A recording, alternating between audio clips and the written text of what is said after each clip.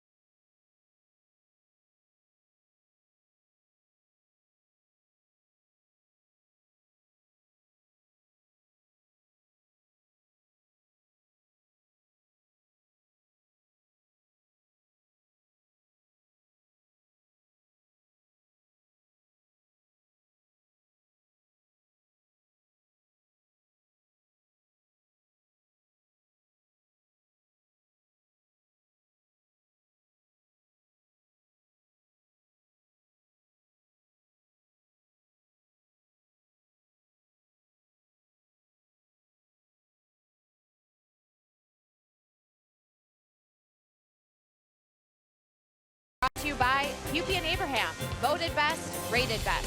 Hupy and Abraham. Tell them you mean business. By Miller Lite. Great taste and only 96 calories. and by Menards. Save big money at Menards on all your home improvement needs. Getting ready for game 2 between the Brewers and the Pirates. Finally starting to feel like spring here in Milwaukee. An absolutely gorgeous Saturday. Fans enjoying the tailgating outside of Miller Park. Good evening, everyone. Sophia Minert here at Miller Park. And the Brewers and Pirates combined for 5 home runs in last night's loss in game 1. But Domingo Santana, for him, it was his first home run of the season. The right fielder was one of 3 Brewers last year who had at least 30 home runs. And for Santana, this could be the sign of something good. You see over his last 3 games, a .417 average, 5 hits for him, a double, a home run, 4 RBIs. Maybe Santana's finally starting to get going at the plate. Spoke with us after the game last night about how he can build off of that success at the plate here lately.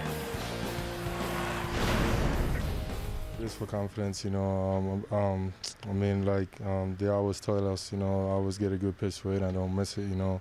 And I feel like I would just swing it a lot out of the zone, you know. And I haven't been seeing the ball very good, so I was just glad I put a good swing on it today. Santana and the Brewers looking to stay hot at the plate and try to even the series here. They'll send Jhoulys Chacín to the mound against Jameson Taillon. We've got first pitch and lineups coming up next here at Miller Park, celebrating Cinco de Mayo all night long.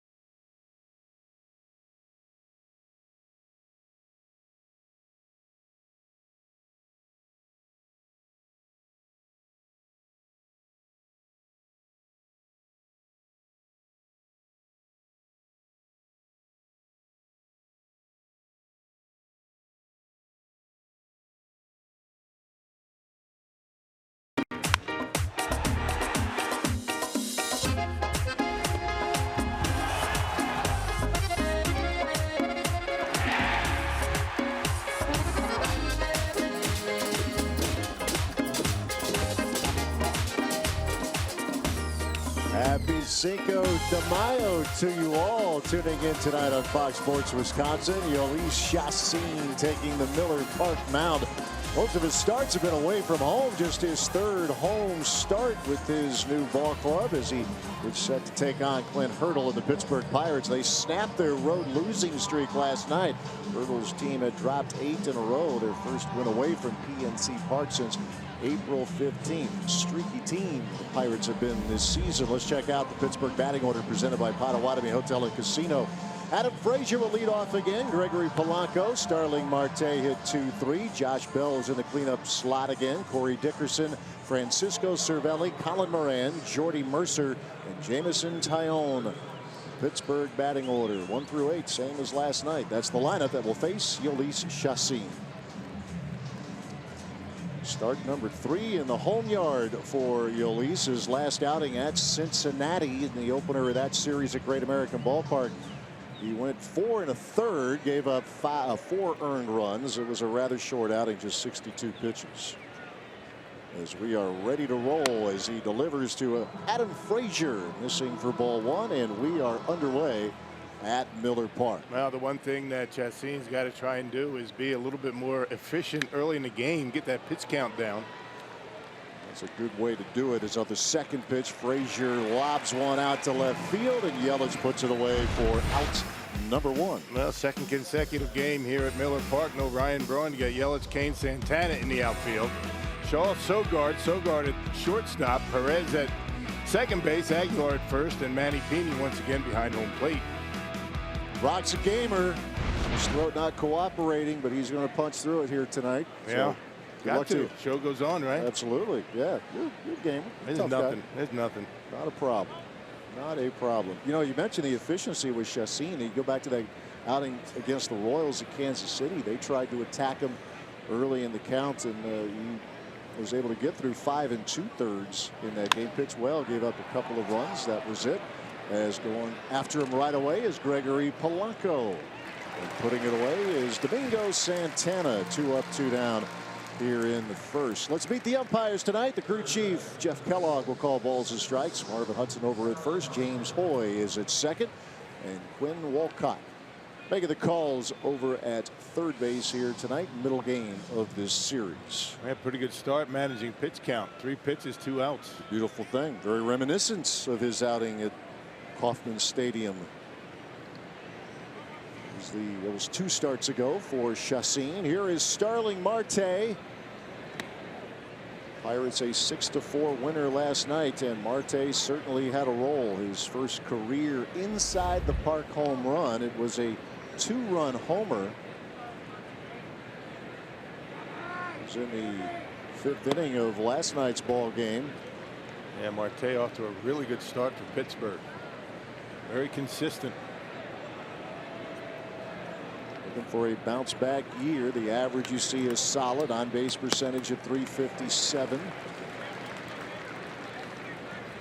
Last year, Marte served the 80-game suspension for the positive test for a banned substance. 2 years ago, he was all-star good.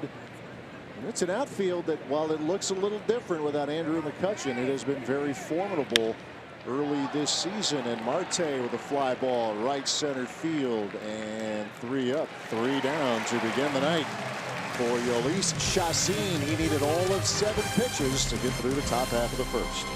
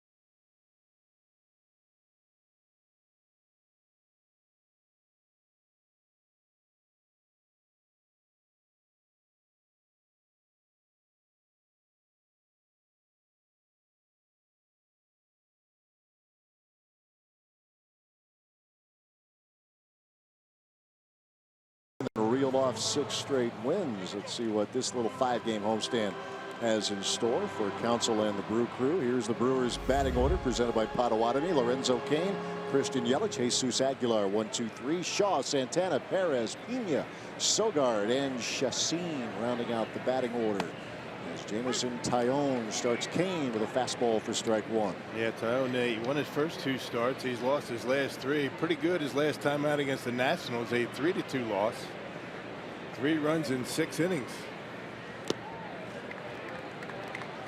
He mentioned in the open he got off to a very good start. His first 3 outings against the Twins, the Reds, and the Marlins. The Reds game was a complete game 1-hit shutout for Taillon, but the ERA busters were against the Phillies and the Detroit Tigers, and Cain trying to bust it up even more tonight with a base hit to begin the home half of the first.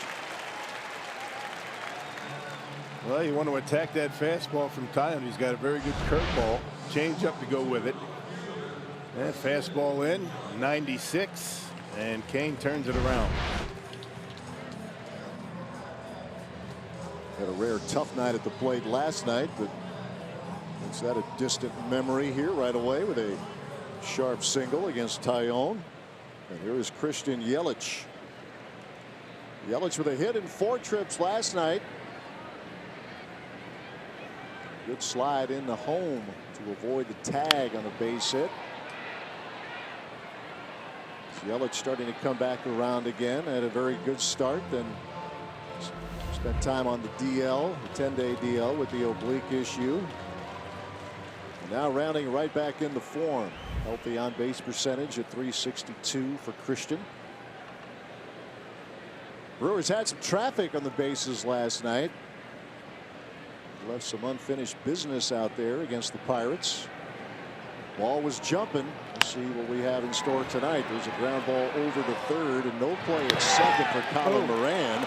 And just getting Yelich. You will bust it up the line. There's out number 1. Yeah, Moran thought about going to second base, thought better of it, and almost lost the out at first.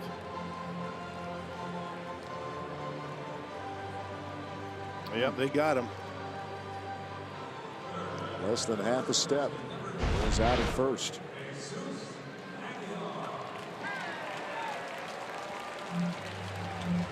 Oh, 1 away with Cain in scoring position for Jesus Aguilar. Aguilar back in the starting lineup tonight. Drove in a run last night. When he starts, he hits. And actually, when he doesn't start, he still hits. Yeah. And not a bad guy to insert in that lineup with Ryan Braun out. Put him at first base. See those overall numbers when he's in the starting lineup. He hits .395. That's over a dozen games. 9 of his 10 RBIs have come when Jesus was in the starting lineup. He has had several multi-hit games, 3 3-hit games when he's been in the lineup. Carrying over what he did last year.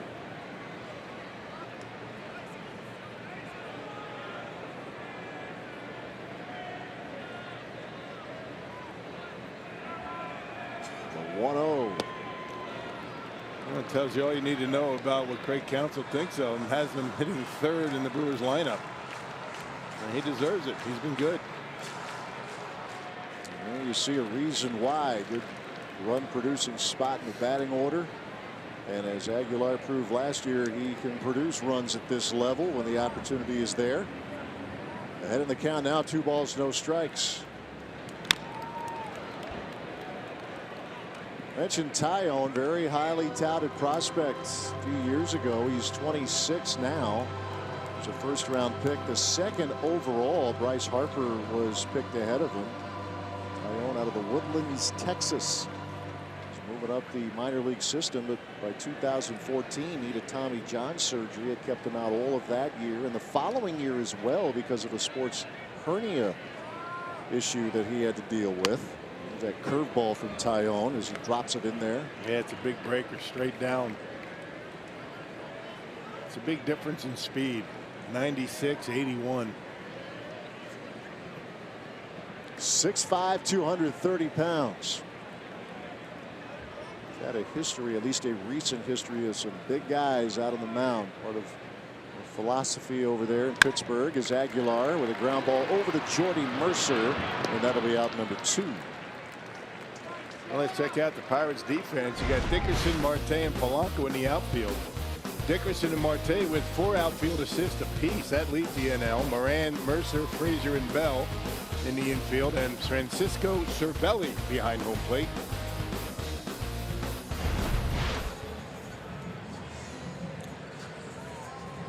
Don't know if there's an issue there or he's playing through it. It would appear not to be an issue as the smile breaks out again. Kane at third with 2 men out for Travis Shaw.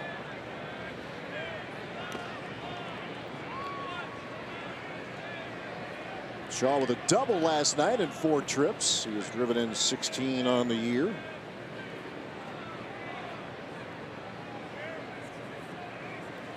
Quick scoring chance here for the Brew Crew.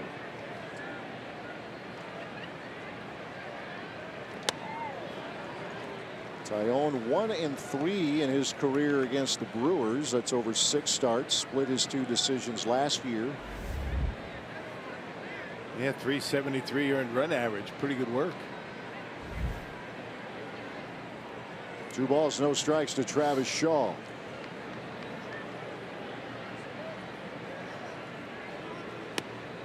And the bender is in there. Boy, that's a good pitch, isn't it? It really is. That is a knee buckler. Very good ground ball pitcher. About 50% career rate this year, even better. 58% ground ball rate for Tyone this season. 2-1 pitch to Shaw. Nice block. Well, Lorenzo Cain with a big secondary lead. That ball scoots away. He's going to take off. Brewers were aggressive last night. Well done by Cervelli. Cain holding up there. Cervelli off to a very good start at the plate as well as behind the plate for Pittsburgh. 3-1 to Shaw. Goes back to that fastball. A slow curve and then the blow by.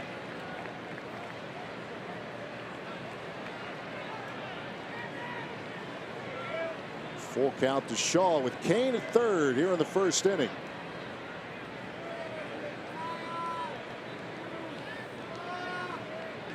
Payoff pitch to left field, and hanging with it is Corey Dickerson.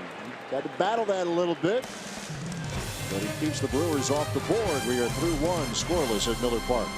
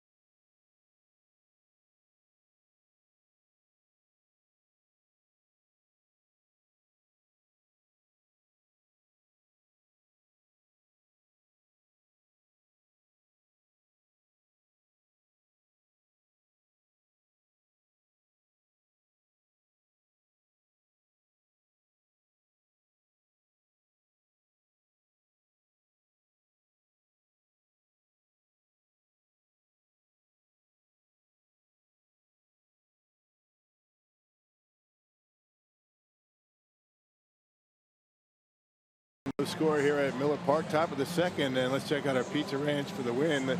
Jhoulys Chassin needs to stretch it out a little bit. He's only gone through 6 innings one time so far this year. Hernan Perez has owned Taillon, 5 for 13, 3 homers. And for Taillon, it's been tale of 2 seasons. First 3 very good, 2-0. Last 3, 0-3, earned run average near 12. Well, he's reflective of the team and to a large extent. Streaky Pirates bunch as Josh Bell takes a strike. Pirates went through a stretch where they won or lost 5 straight, then won 5 straight, then swept the 4-game series against the Nationals in D.C. And from the Brewers' perspective, they'd like that streakiness to stop. Pittsburgh with a win last night in the series opener. Bell reached base a couple of times last night, 1 for 4 plus a walk.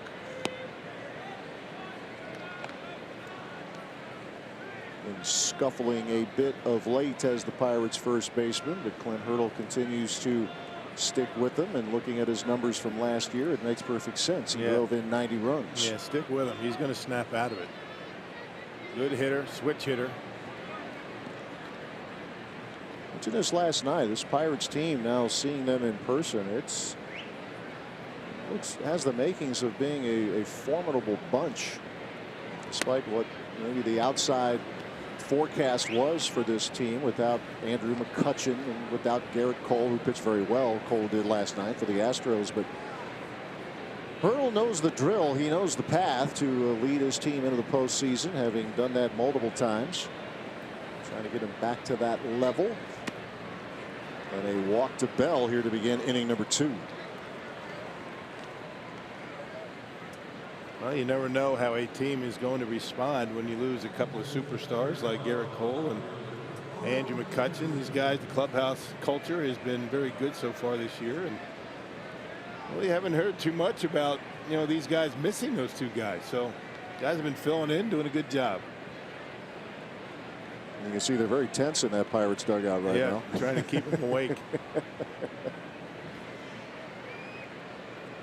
Well, here's one of the reasons why they've been a formidable team at 18 and 15. Corey Dickerson coming over in the trade for the Tampa Bay Rays at the beginning of spring training. He homered last night. And you see the 5 homers, 4 of them have come in the last 9 games. And he has found Miller Park very much to his liking, going back to his Rays days now. His last 5 games here, he has homered 2 times and has driven in 10 runs. And he got a high fastball from Junior Garrett last night and dropped it in the second deck and right. Heating up. He's one of the reasons why they really haven't missed Andrew McCutchen a whole lot. Yeah, it's still a good center, a good outfield trio they have with Dickerson in left, Marte in center, Polanco in right.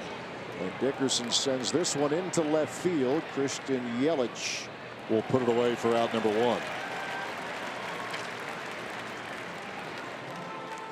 A little bit of a tester in left right now, Rock, with the sun out there. Yeah, Dickerson had a lot of problems with that fly ball from Shaw.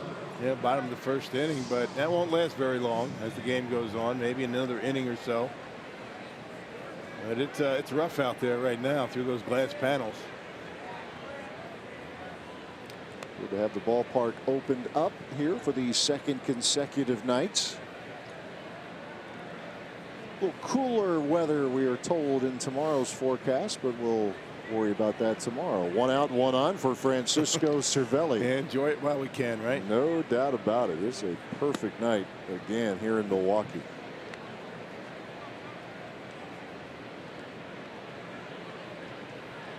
Blue sky, temperature right around 80 during the course of the day. A beautiful Cinco de Mayo. Cervelli, very high pop up. Hernan Perez will let it drop, and now they'll just get the force over at second, and that will erase Josh Bell. So it's out number 2. Not sure why you do that, but not either. Well, you get the the force out at second base. And maybe if Billy Hamilton was at first base, Right. you know, you drop it, get him off the bases. But, you know, Cervelli, Bell, kind of a wash. Leslie's thinking Cervelli just peeled off, but he didn't. So 2 outs. Cervelli the runner at first for Colin Moran.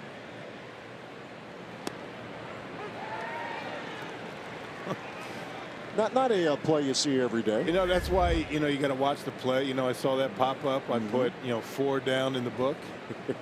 Pop up to second base. Right. And lo and behold, I missed it. You just never know. Yeah.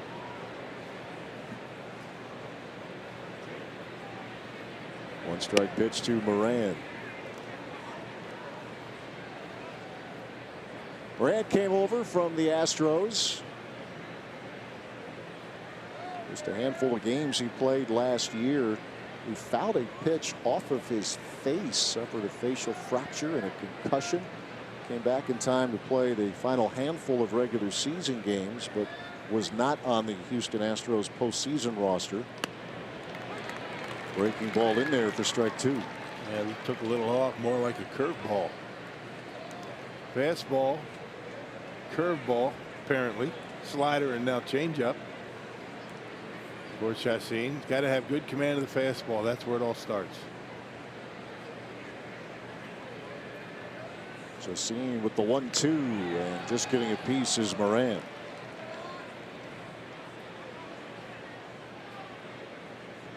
Same Pirates lineup 1 through 8 that Hurdle had last night. It's a team that has been kind of an all or nothing team, especially on the road. Got off to a great start away from Pittsburgh and then went through the 8-game losing streak where the Pirates averaged a little less than 2 runs per game. Put 6 on the board last night. Moran will waste another one. I think you really can say, you know, that about a lot of offenses in baseball right now. Around this time, very streaky, up and down. You can absolutely say that about the Brewers offense. Yeah, no, I think that has become problems when you follow one team. You think it's isolated and you find out it's anything but. Hits this well, but right in the direction of Lorenzo Cain. That'll do it for the Pirates. Well, we talked about Domingo Santana showing some positive signs in recent games. He'll lead things off with the Brew Crew as we move to the bottom half of inning number 2 at Miller Park.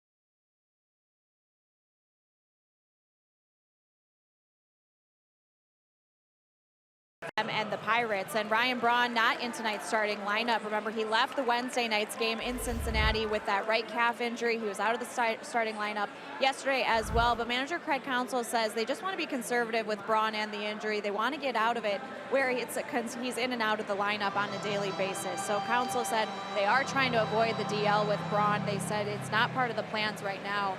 And he said it would have to get worse before they would consider putting him on the DL. So he said he is available tonight. We did see him pitch hit last night, but not in the starting lineup. All right, Sophia, thanks. And you know, maybe the encouraging sign in all of this, while they can keep Braun out, is Santana is showing some positive steps here. Darnell Cole's working hard with them in recent days, like he always does. Jesus Aguilar is a terrific option at first, so they got a little depth there, and they're going to use it. So you can afford maybe to give Ryan a couple of extra days off. Ryan has not hit his stride quite yet from what we're accustomed to with Ryan Braun, so give him some time and hope the other guys pick him up. Taillon ahead of ball, 2 strikes. Santana's one hit last night was his first homer of the year. Pulled the Brewers to within a run. He actually had a 2-hit night last night, and he has a base hit to begin tonight. There you go. That's where it all starts for everybody going the opposite field. A 1-2 count. Look at that pitch. That's a good 2 inches off the outside corner. And Domingo shortens up and just punches it into right field. Good at bat. He's now 6 for his last 13. A step at a time here for Domingo Santana. The Brewers get the leadoff man aboard for the second straight inning. Here's Hernan Perez in the lineup at second base tonight. It's a good reason Perez in the lineup here this evening. He has some pretty good numbers against Jameson Taillon. And in on the hands, he pops this one up. And Jordy Mercer will call for it, and that's the first out of the inning. Yeah, 5 for 13, 3 home runs against Taillon. That's pretty good.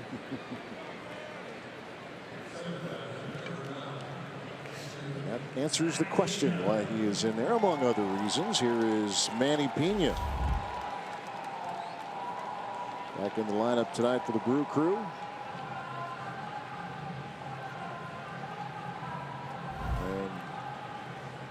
Pena has been heating up here a touch going back to the end of the road trip. The series in Cincinnati. Got the scoring started in the series opener with a long ball against the Reds.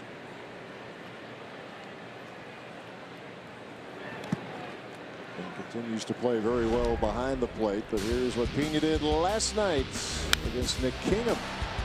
Yeah, fastball, middle in, see you later. Out of the ball, home run count. 3 of them now for the Brewers catcher Manny Pena.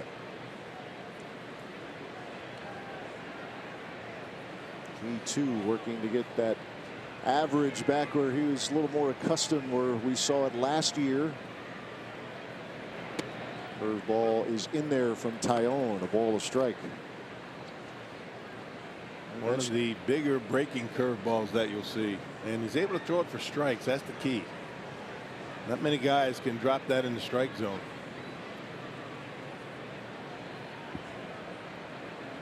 A leadoff single from Santana. He's the runner at first. 1-1 on the way. And time called before the pitch.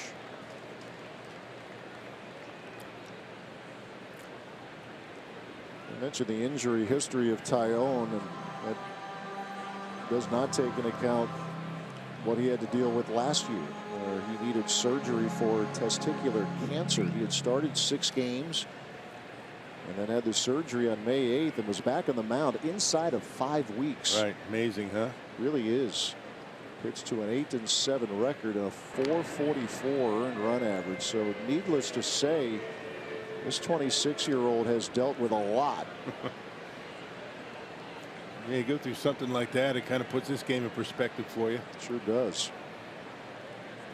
Very highly regarded talent in this Pirates organization. 1-1 pitch to Pena. And This may drop into right center field. It does. Santana to second. And a little threat going on here for the Brew Crew in inning number 2. Well, we have chronicled how deep the Pittsburgh Pirate outfield plays just on a regular defensive setup, and there's no chance you're going to be able to get to that pop-up. Trying to take away the slugging percentage of the Brewers. They play deep. And here is Eric Sogard, who has been hitting into some tough luck, to put it mildly. Council has him back in the lineup here tonight. A chance to get him going a little bit.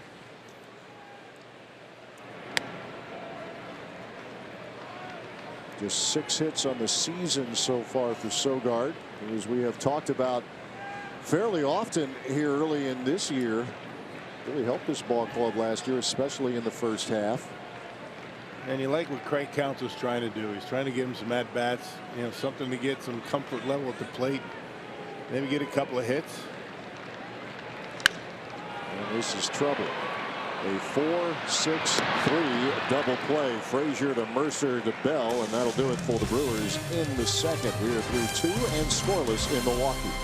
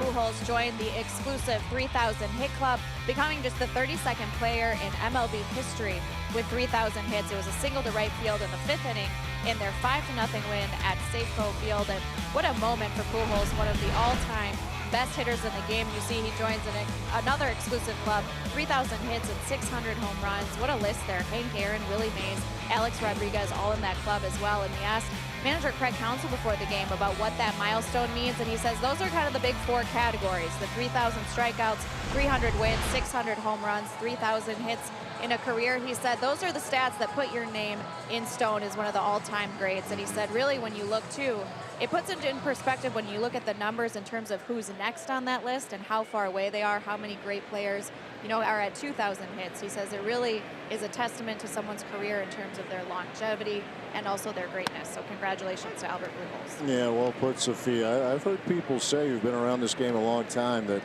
there was a long stretch of years with Albert Pujols where you could say he was as good a player as there was in his generation. Without the total a doubt. package. Without a doubt. I mean, he did so much damage against the Brewers. I mean, if not the best, one of the best right-handed hitters I'd ever seen, doing his job for many years. And you think about 3,000 hits.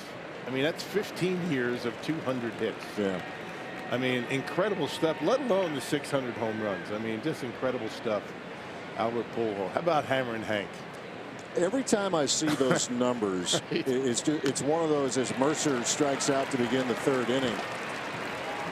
When you see the numbers of Hank Aaron, and we all have to remind ourselves it wasn't like he had a 60 home run season or a 55. I mean, it was just such a level of consistency for, as you talk about doing all that stuff over a long period of time. Well, Hank Aaron did it for a long period of time. Almost 3,800 hits. Yeah. I mean, come on. It is mind-boggling when you think about that. And if you are of a certain age, you remember watching him play. But if you're not, you look up the numbers and you're like, well, are you kidding? Yeah. Year after year. Incredible. Yeah. And did it in an understated way. The absolute definition of class. Yeah. And we're very fortunate to have Hank Aaron come around here once in a while. It was always a thrill to be in his presence. That was one of the lifetime thrills for me a couple of years ago, having the chance to meet him, and you couldn't be more gracious. Right. You know, when you meet someone who you've admired forever, you're a little nervous, saying, okay, well, this guy could not have been a nicer guy. Class act. He commands a room, doesn't he? He certainly does. 2 balls, 2 strikes to Jameson Taillon. And a curve will take care of the Pirates pitcher. 2 up, 2 down, both via the punch out for Yolis Chassin. The final note to it, and it makes sense with what Sophia was talking about with Pujols. Remember, he's a 300 hitter in his career, 304, and as we transition back to what's going on right now on the mound, as both Dan Wright, the athletic trainer, and Craig Counsell are going to take a look at Yolis Chassin.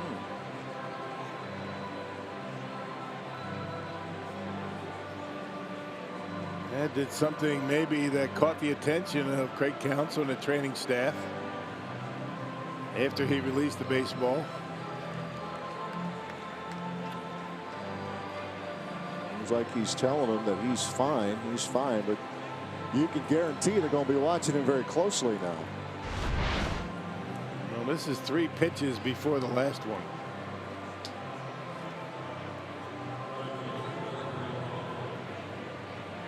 That's the one right there. Okay. What is it? He says it's nothing. All right, we'll all keep an eye on him. 2 outs, bases empty. Adam Frazier at the plate.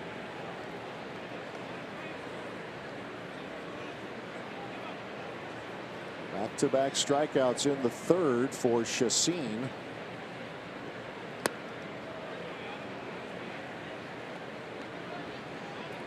It's amazing. Dan Wright and his athletic training staff, I mean, they are just honed in on these guys. And they see any kind of flinch, any kind of change in expression, and they're on it. Yeah, they get out there right now. They are on it. Yep. And these guys are under great care here with this Brewers organization, and not a 4-pitch walk. Frazier has to hang in there. 3-1 to count.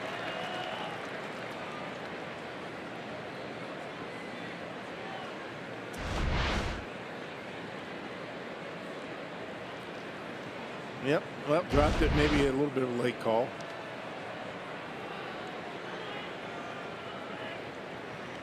Jeff Kellogg behind the plate, the crew chief, calling the balls and strikes if you're just tuning in.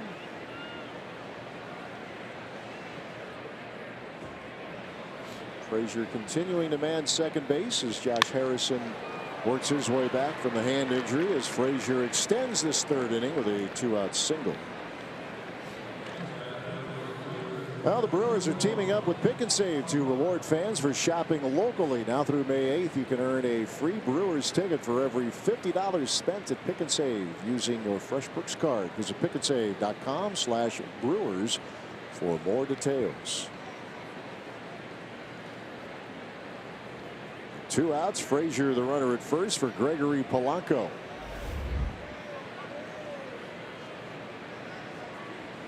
Polanco was on base 3 times last night. He had a base hit. He was walked. He was hit by a pitch. Scored a couple of runs.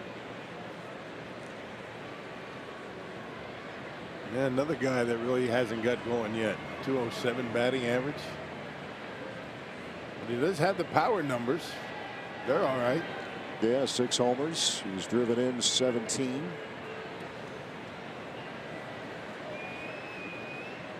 Another one of those highly regarded players, young players, a couple years ago, moving up into the system for the Pirates. He can hit, but we've seen a lot of Polanco in the past, and he has a tendency to make some mistakes defensively out there in right field. Bad routes on baseballs. He'll drop one every now and again. Had a very good year at the plate 2 years ago for the Pirates at .258. That doesn't really tell you the story, but he homered 22 times, and more importantly, drove in 86. Numbers were down last year, had 3 stints on the disabled list. And in fact, played in just 108 games. 2 balls, 1 strike.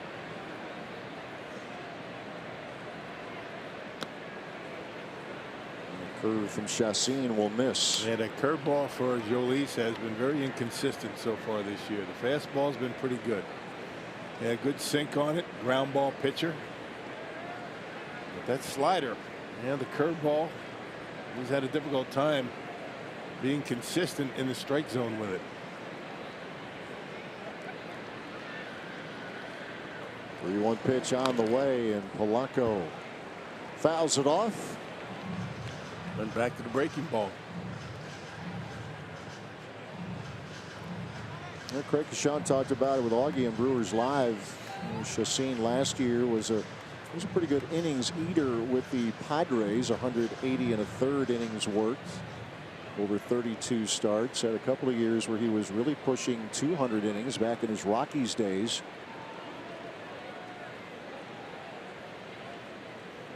Three-two pitch and a walk to Polanco. So after getting strikeouts of Mercer and Taillon, Frazier singles, Polanco walks, and the Pirates have a threat going.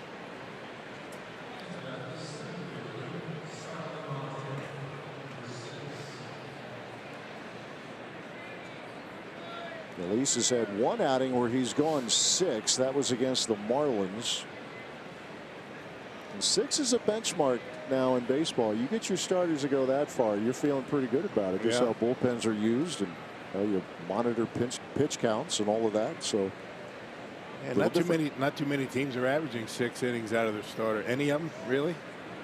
No, the Brewers are about 5 1/3. Pirates are 5 2/3, right around there, and that ranks 3rd in the National League. There you go. With the leader, you're doing well to scrape 6. It's just.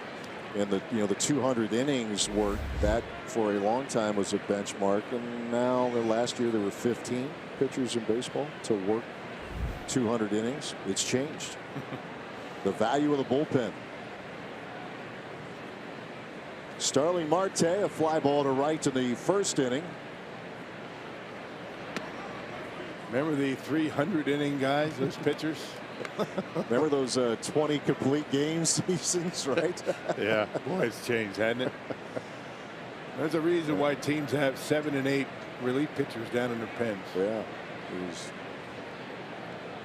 just evolved over time. 1-1 pitch.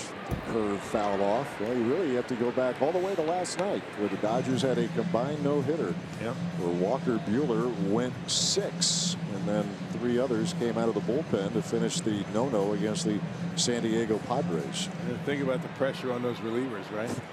Yeah, don't cough it up. Well, we almost saw one here a couple years ago with the Miami Marlins.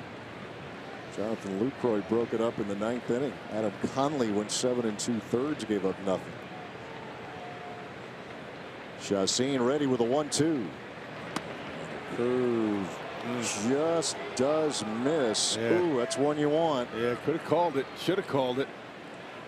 Caught the corner. Hey, where was it?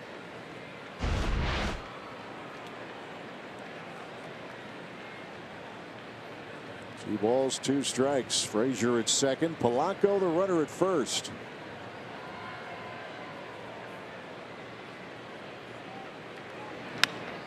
In the air to center. Lorenzo Cain will take care of it, and that'll do it for the Pirates in the 3rd. They strand a pair. Still no score at Miller Park.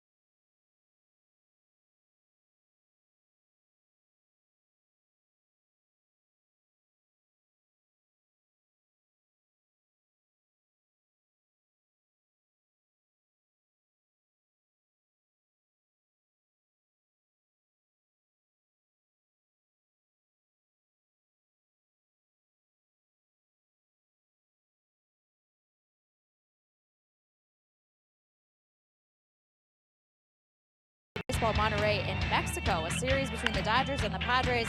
4 pitchers combined for a no-hitter for the Dodgers last night, the 12th combined no-hitter in baseball history. Walker Buehler was the starter in that one. Tony Cingrani pitched in the game as well, and so it was a historic moment. Again, just the first time that a no-no in Major League history took place outside of the United States or Canada, and for the Dodgers, just another one for the record books.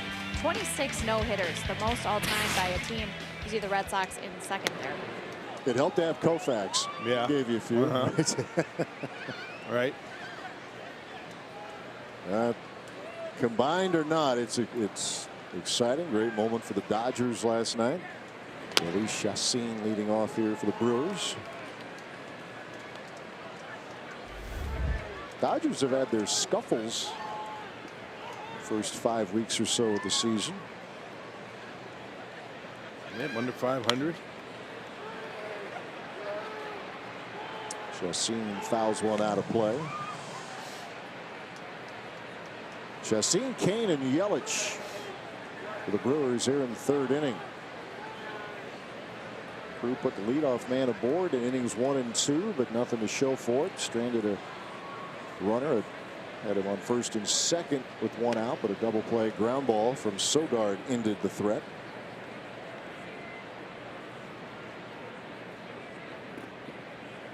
Chassin with 1 hit in 11 at-bats. And his bid for number 2 will be denied by Colin Moran. There is out number 1. Hey, no matter where you are, you'll never miss a second of the action with MLB.TV Premium. Enjoy HD streams of all out-of-market games on more than 400 different devices. Plus, get a free MLB.com at-bat premium subscription when you sign up.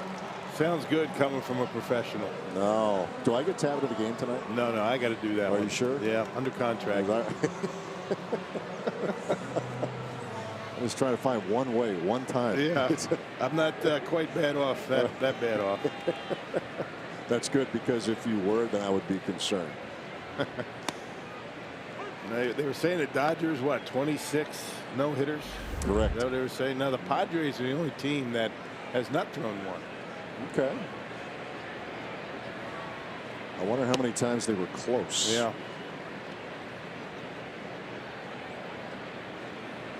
A ball to strike to Lorenzo Cain.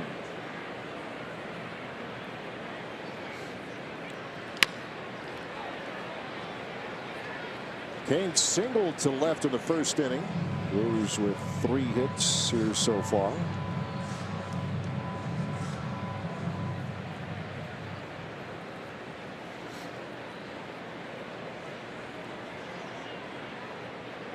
Tyone with a 1-2.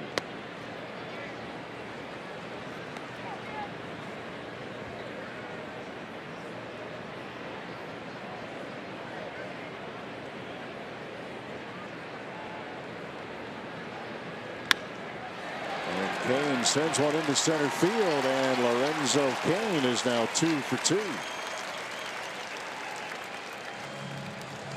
1 out, 1 on here in inning number 3. Nice job waiting back in that curveball. Not a bad pitch. Down and away. Lorenzo able to go down and get it. Got a base hit on the fastball. Now the curveball.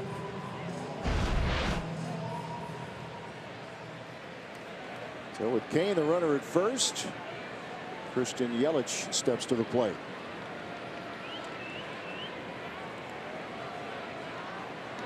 Ask and you shall receive. Wondering how many times the Padres were close to throwing a no-no. In their history, they have 28 one-hitters. Wow.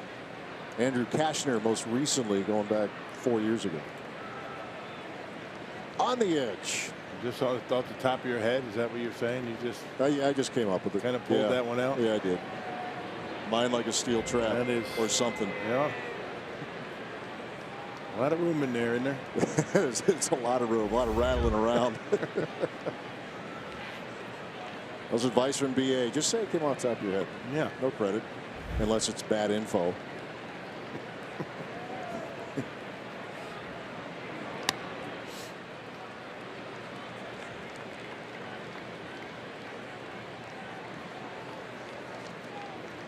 Tyone will keep an eye on Lorenzo Cain. Cain on a pretty good stolen base pace early this year. He is 8 out of 9.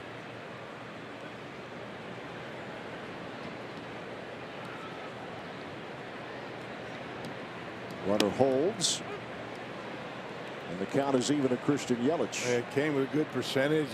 So is Cervelli, 38%. Looks like Taillon's giving him the slide step, making it difficult for Lorenzo to get a jump.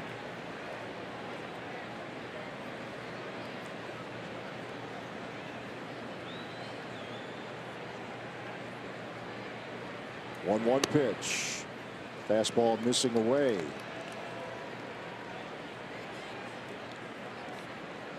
Getting it up there, upper 90s with the heater. Right around 80, 81 with a curveball. Yelich with 3 homers. He has driven in 10.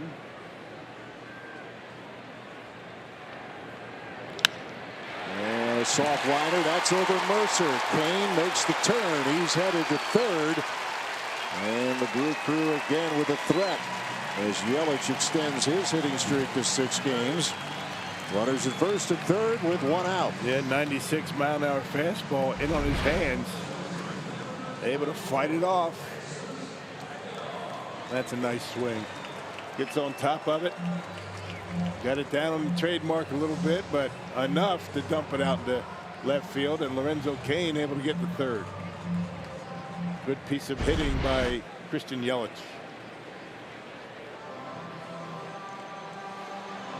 We'll see now if the Brewers can push a run across. Well, a couple of guys who could get that done, beginning with Jesus Aguilar. Grounded to short in the first inning.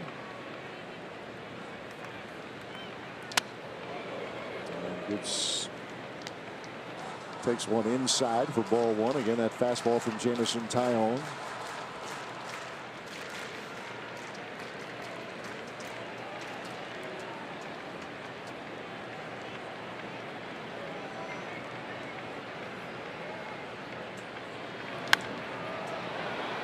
Count is even, a ball, a strike.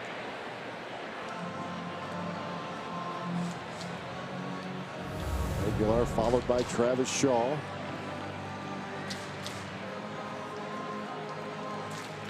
A couple weeks ago tonight, Aguilar had his first career walk-off. That was against the Marlins.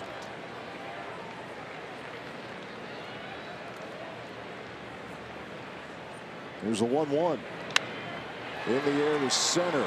Coming in hard or going out hard, I should say, it's Frazier. Tagging his Cain, coming home, and he's out at home. Took a chance.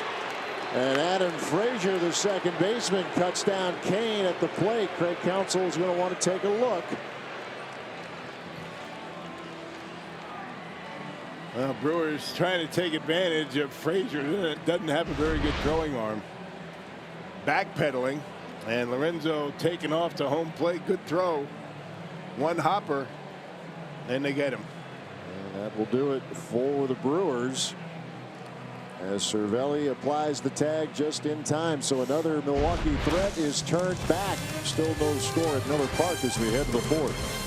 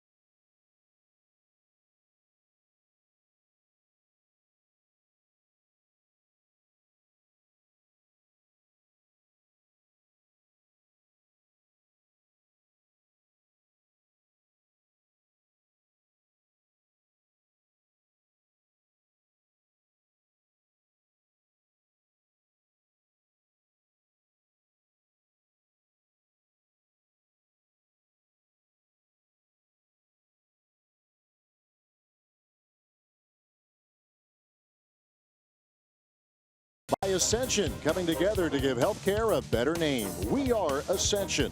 And by Pepsi, this is the Pepsi for your crew. Well, Brewers are getting some base runners, but unable to bring them around as we have no score. Moving to the fourth inning as Josh Bell leads off against Yolis Chassin. Yeah, scouting report on Frazier. Not a very good throwing arm. Was a very strong throw, but accurate. And just enough to get, Kane at home plate. But a good risk to take. Yeah. And the fact that he's backpedaling, too. I mean, he's not really able to get his momentum toward home plate. Kane with good speed, but throw one hops right on the money, and they get him.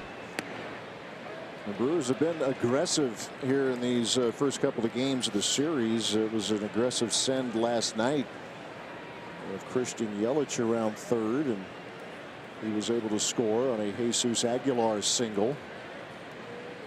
Brewers had some ground to make up at that point, but when you're trying to manufacture some runs, sometimes you got to take a risk. And one worked last night, and tonight not so fortunate. That's the things you have to do, though, when you're having a difficult time, stacking up base hits. Bell trying to punch one away from the shifts, but fouls it to even the count. It was a bit of a statistical oddity last night for the Brewers. When they homer, they generally win. Last night, not the case, but they're still 15-5 when they play long ball at least once. There's a ground ball over to Travis Shaw. Part of that shifts over towards shortstop, but it goes into the books. 5-3 on the putout, one away. Didn't even have to move. Nope. Positioned perfectly. It's the other fascinating, one of many fascinating things about baseball today. We talked about bullpen usage, and now, and it's not new, the shifting. We've seen it for several years. Infields can shift within the count. They have it figured out. Takes away a lot more base hits than it gives up. Let's put it that way. Yeah. Occasionally you'll see a hitter punch one away from the shift or bunt away from the shift. And oftentimes, if you're out in the field, say go right ahead. Here's Corey Dickerson. Breaking ball from Chassin. Dickerson, a fly to left in the second inning. He has reached safely in the last 13 games.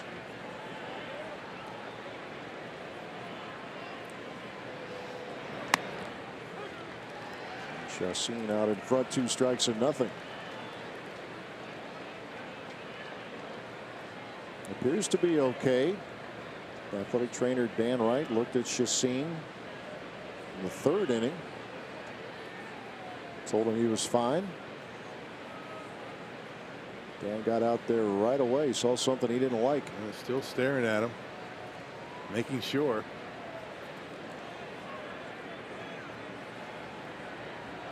Two-strike pitch coming. Hit in the air to center field. There's Lorenzo Cain, and that is out number 2. Oh, and you combine the most provocative man in sports with the most interesting man in sports. You get opinion that cuts through the hype. Catch Speak for Yourself with Colin Cowherd and Jason Whitlock. Weekdays at 4 p.m. Central only on FS1.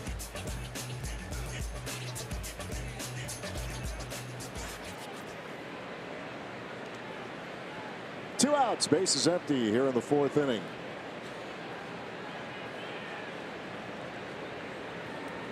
Francisco Cervelli. Mentioned Dickerson likes coming here to Miller Park. Cervelli doesn't mind facing the Brewers.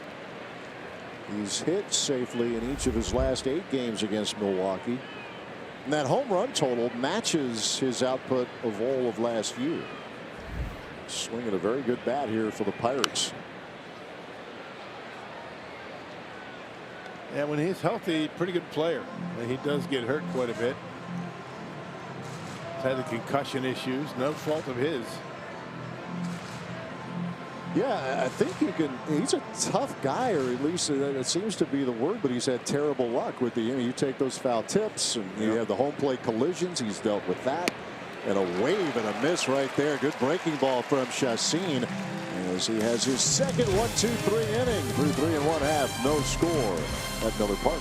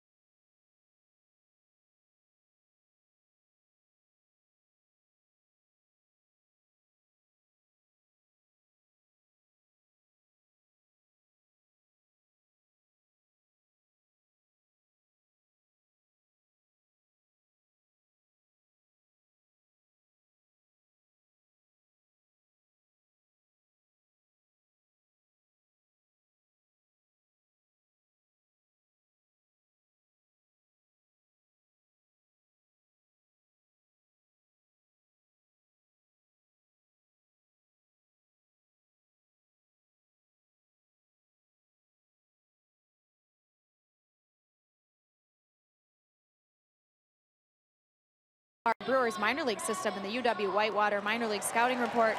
Stay hot, Mauricio Dubon. He is on a 22-game hitting streak, a .354 average for him in that run.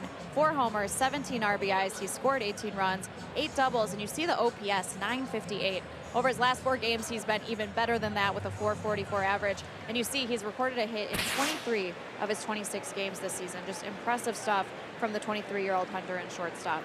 Well, my goodness, I guess I know that's hitter friendly, but that's crazy. I mean, have you ever seen him play shortstop? I've seen, yeah, I have a little bit. He's impressive. I mean, all the hitting aside, I mean, that's unbelievable. But this guy, he's a wizard in the field. I remember watching a clip last year in spring training.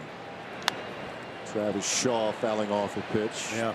And it was, deep in the hole. And we see this with Orlando Arcia as well, but it was a very tough play that Dubon made look very, very easy, showing off the arm, the range. Yep. He's got a little something going for himself. Yeah, Brewers has some pretty good middle infielders now. They do. All 2 strikes to Shaw, leading off here in the 4th. He's followed by Santana and Hernan Perez.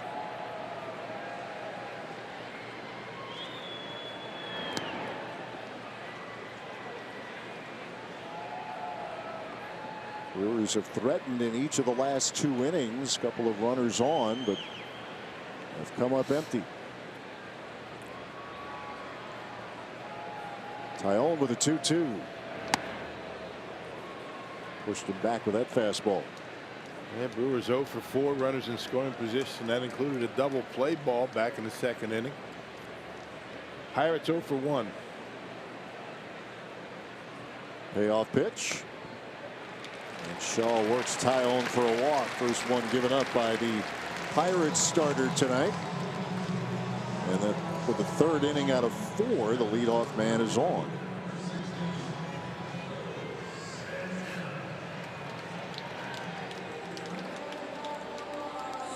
Here's Domingo Santana. 6 for his last 13. That's 3 games plus. And in that stretch, he has driven in 4. He has 8 RBIs on the season.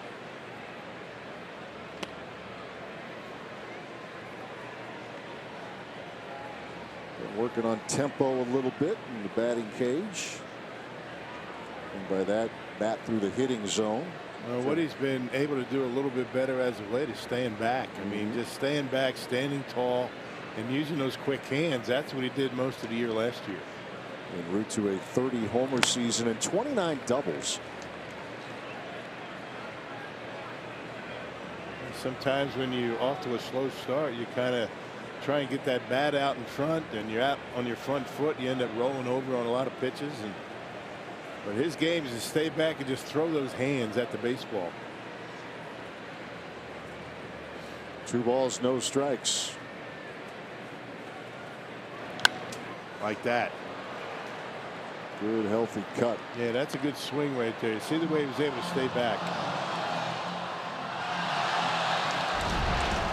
He stays back, good balance, and just throwing the hands at the baseball. He's a very handsy hitter.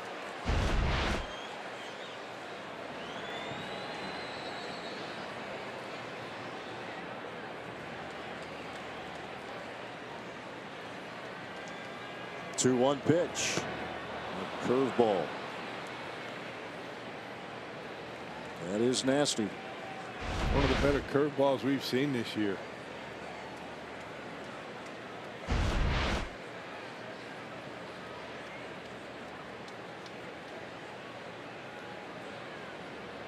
Shaw, the runner at first. Here's the 2-2.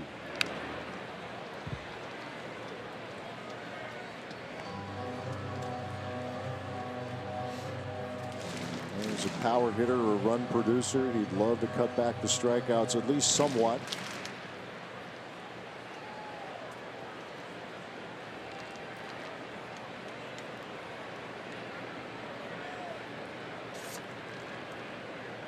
Taillon loads up again for the 2-2 pitch. This time the curve missed. Shaw walked, and now Santana battling the Pirates right-hander.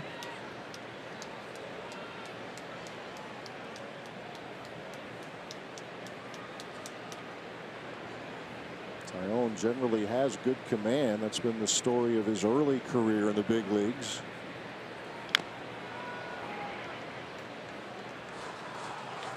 Yeah, walks haven't really seemed to be a problem before tonight's game. 9 walks, 29 strikeouts, and 31 2/3 innings. Pretty good. We're back to last year. Very good as well. For the year, 125 strikeouts to 46 walks.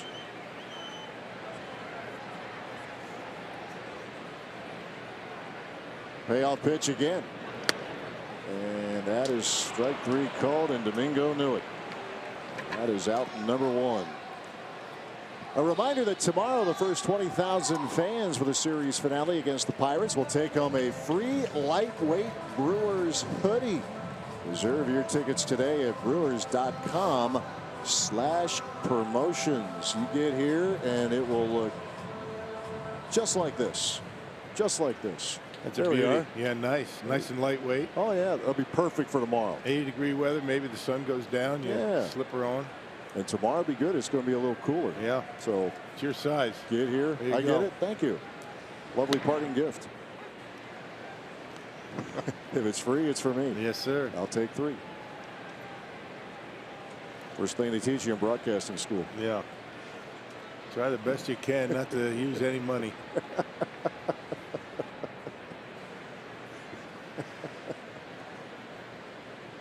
Alligator arms. Yeah, right.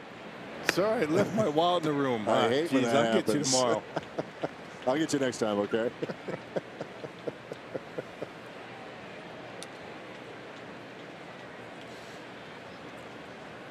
A ball is strike to Hernan Perez. Mentioned he has homered 3 times against Taillon coming into this game.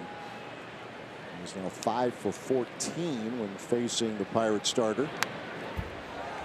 Healthy hack there. A fastball up in the zone. Yep, high fastballs, the big curveball. There's been a lot of very good pitchers using that combination.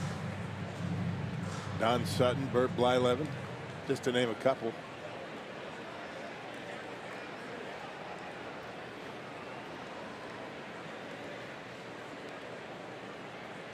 Taillon with a 1-2. Back to that curve.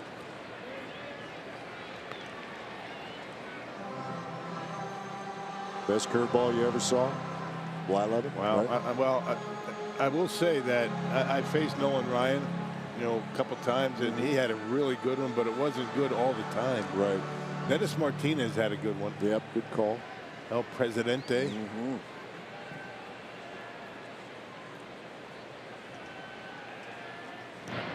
And they say the curveball is making a return in the big leagues. You go back to the postseason last year, Lance McCullers, the Astros, was at 25, 26 in a row. The best curveball that I've seen from a Brewer, Ben Sheets. Yeah.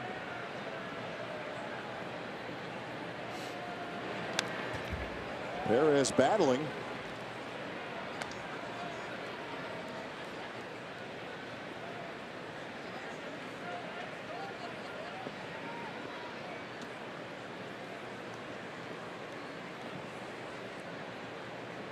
Shaw led off this inning with a walk. Santana looked at a called third strike.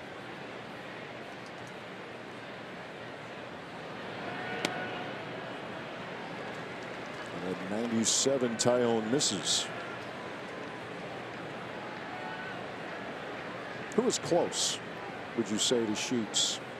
For the Brewers? Yeah. Trying to think recent years. Mm-hmm. Got to go through my mental Rolodex. Yeah. Well, I say it's kind of coming back now, you see, in baseball. And it's been a part of the package on a given night for a Chase Anderson, for a Zach Davies now. Mm-hmm. We're seeing Chacin use it with some effectiveness here tonight.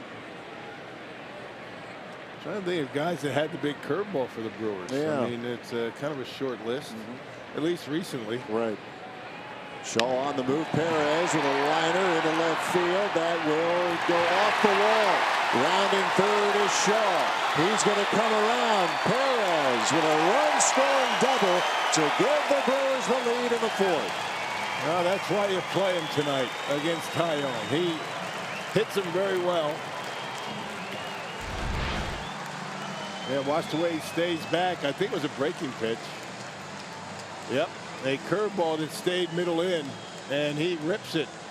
One hops the wall, and Travis Shaw right out of the gates, he knew that was going to drop, and able to score standing up. Well, they've been threatening here the last couple of innings, and even the first, Kane was stranded at third base. Brewers finally break through. The first double of the year for Hernan Perez, and RBI number 6.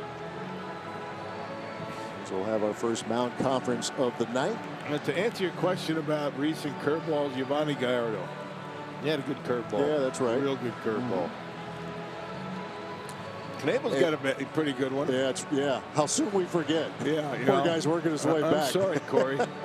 Yeah, I was thinking more starters, I guess. No, that's what I thought you were. But Corey Knebel's curveball, outstanding. Giovanni had a good one. You know, the beauty with Knebel, too, and we really saw this last year in the All-Star year, and we look forward to seeing it again. He'd throw it and really full hitters, bases loaded, full count. He'd snap off the curveball and just freeze you into the game that way, right? Against Cardinals, I want to say.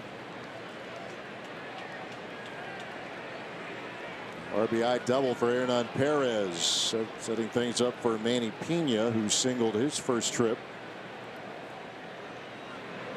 I will say this, the curveball fastball combination, I mean, Corey throws it, as you say, 98. And then he throws the curveball. Those other guys, I don't think, touch that kind of velocity. But yeah, those are two good ones. I look forward to watching Knebel as he continues to work his way back with that big fastball and then the bender. And time again, Cole. Giovanni Gallardo, of course, the all-time strikeout leader for the Brewers.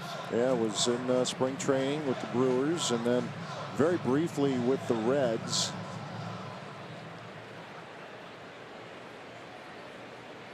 Some very good years with the Brew Crew, did Giovanni Gallardo.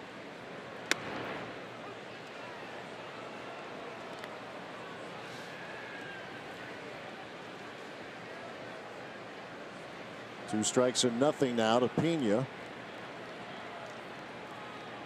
One scoring double from Hernan Perez, getting the Brewers on the board.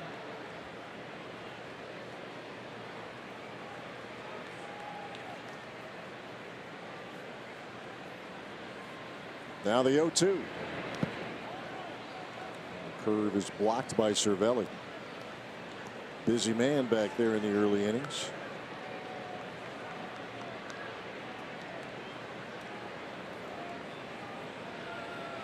He and Elias Diaz working behind the plate. Both have been hitting a ton for the Pirates.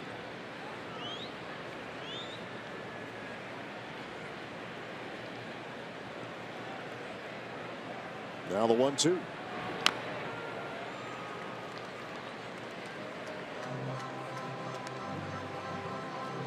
Earlier today, the Cardinals beat the Cubs 8-6. A Colton Wong walk-off. Another Central Division matchup in St. Louis today. Cubs had a 4-0 lead in that game. Yeah. Had a couple bumps in the last few days. You were asking the other day about when you really pay attention to the standings, and it's a little early to do that. Here's how this afternoon's game ended at Busch Stadium. But the one thing I guess you notice that there's no separation. You've got 2.5 games separating first and fourth. No one's running away and hiding right now. And the Reds are, they're well back, but you don't have that one team that's just getting a jump on the field for whatever that's worth here in early May. Oh, and that's the thing. I mean, you hang around the All-Star break, you look and see where you're at, and you make a run. That's why we were talking about when we came on the air tonight, this important stretch. 19 of 24 games on the road for the Brewers, and after this series, all playoff teams. Next 5 series for the Brewers, playoff teams from last year. Yeah, and may very well be in that mix this year as Pena with a very high fly ball in the shallow left center field. Starling Marte for out number 2. And now let's check out Cervelli right here. Does he get it on the back of the head here after the swing? No, I don't know. Never got touched. Maybe thinking was expecting a different pitch. That's what it was. He was thinking curveball, and he was very lucky or very fortunate that Manny hit that baseball. Yeah, he did him a favor, big time favor. That would have got a piece of him.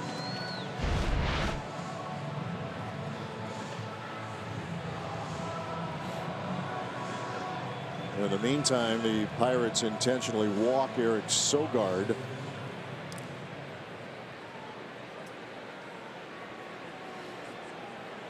Brewers have runners at first and second as the Pirates want to get to the pitcher, Ulysses Chassin.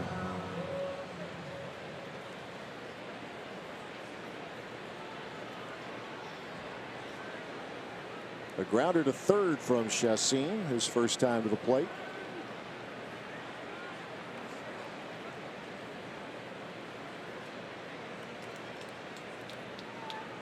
Travis Shaw started this inning with a walk, a Santana strikeout, run scoring double from Hernan Perez. 2 outs and 2 on here in the 4th.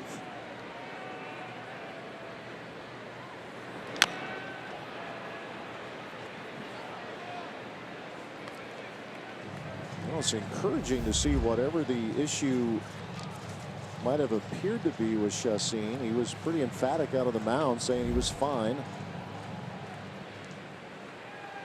He was in the 3rd inning, and he since has been moving along okay. He swings it pretty well. He takes pride in his hitting.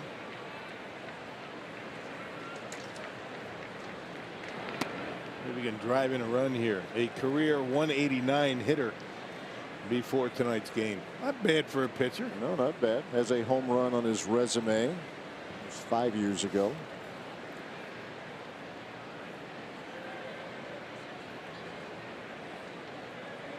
The 1-1.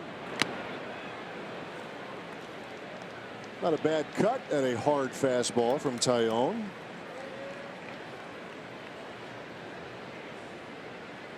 A busy inning here for the Pirates starter. 32nd pitch here in the fourth coming up. Yeah, Brewers have made him work every inning.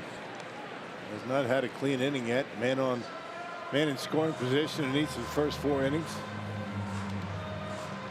Working hard tonight.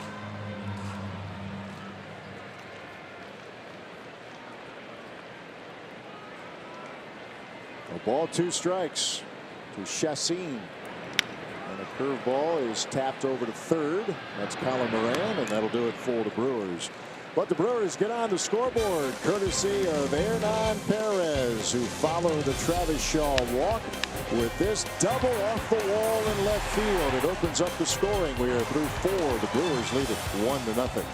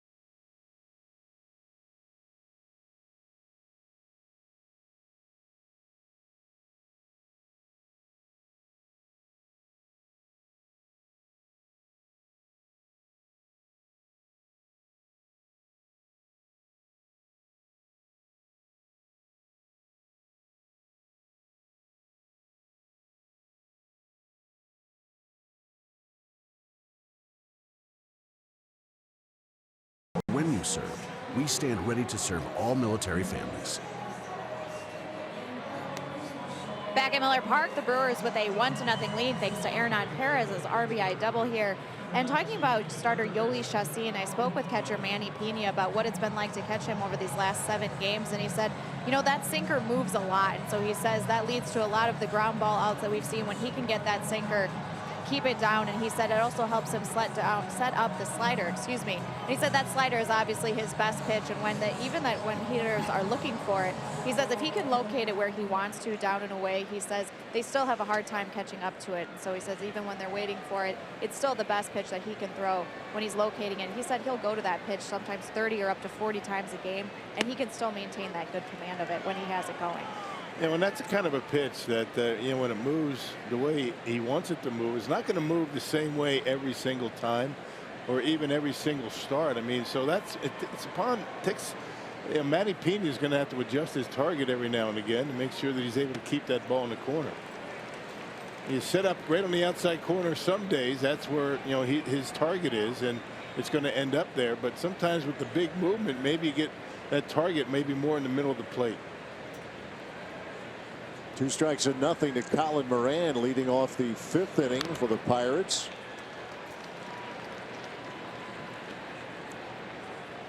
Moran a fly to center in the 2nd inning. Just 1 hit for the Buccos. That was Adam Frazier, a 2-out single in the 3rd. Chassin set the Pirates down in order in the 4th. He's done that a couple of times so far. There's a breaking ball lifted into foul territory, and over to make the catch is Travis Shaw for out number 1. Well, the Cleveland Indians come to town next week. Quick 2-game series here at Miller Park, Tuesday and Wednesday. To view the full series schedule, which includes half-price tickets for kids and seniors on Wednesday, visit brewers.com/tickets. First place Cleveland Indians. There you go. Team that had the Yankees on the ropes in the divisional round last year, won the first 2 games and then took a gut punch. Yankees came back and won the next 3, but Terry Francona has done some pretty good work. Yeah, he's a good manager. Former Brewer.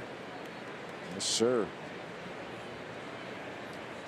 Yankees beat the Indians today. Yankees are rolling right now. They've won, what, 14 out of 15? Talked a lot about the start that the Red Sox got off to. Just a half game separating those teams right now. Mercer, a fly ball hit back into left field. Christian Yelich going back, and just enough room at the wall for out number 2.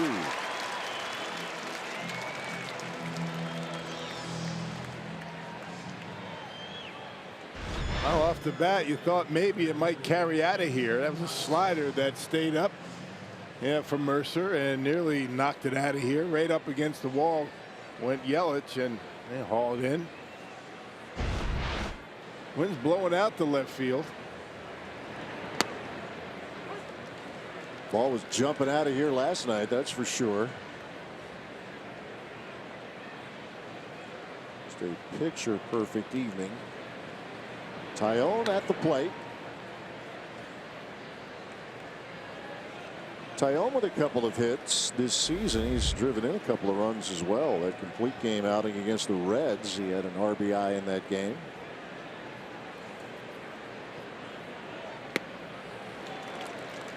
Curve from Chacin, 1-2 the count.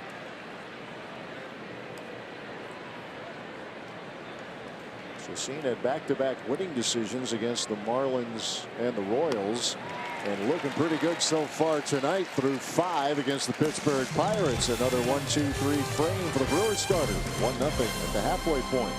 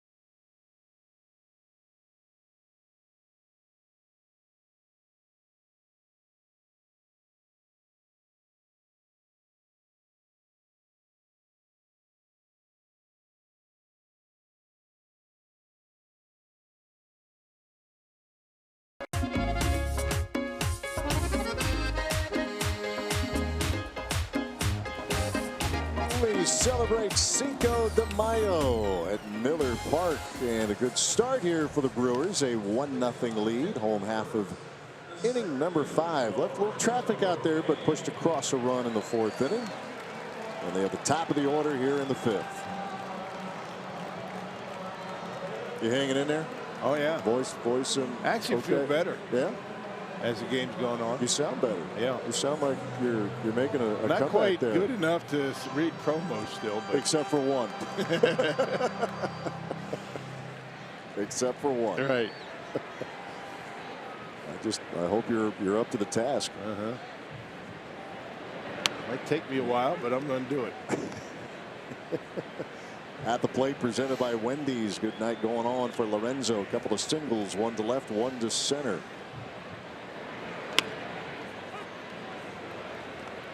Brewers with 6 hits off Jamison Tyone. Brew has stranded 5. The Pirates 3.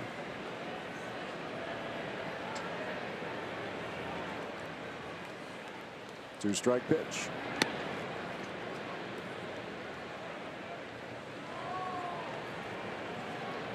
Kane, Yelich, and Aguilar.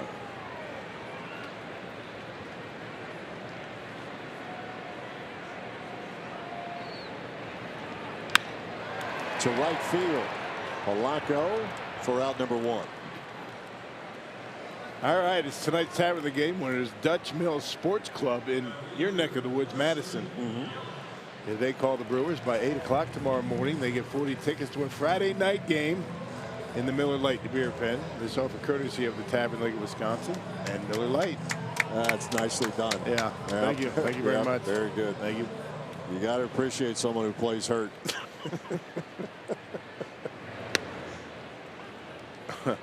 There was no way you weren't going to get through that.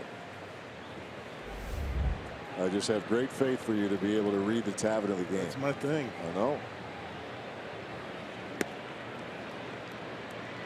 And I don't think I've been there yet to that particular another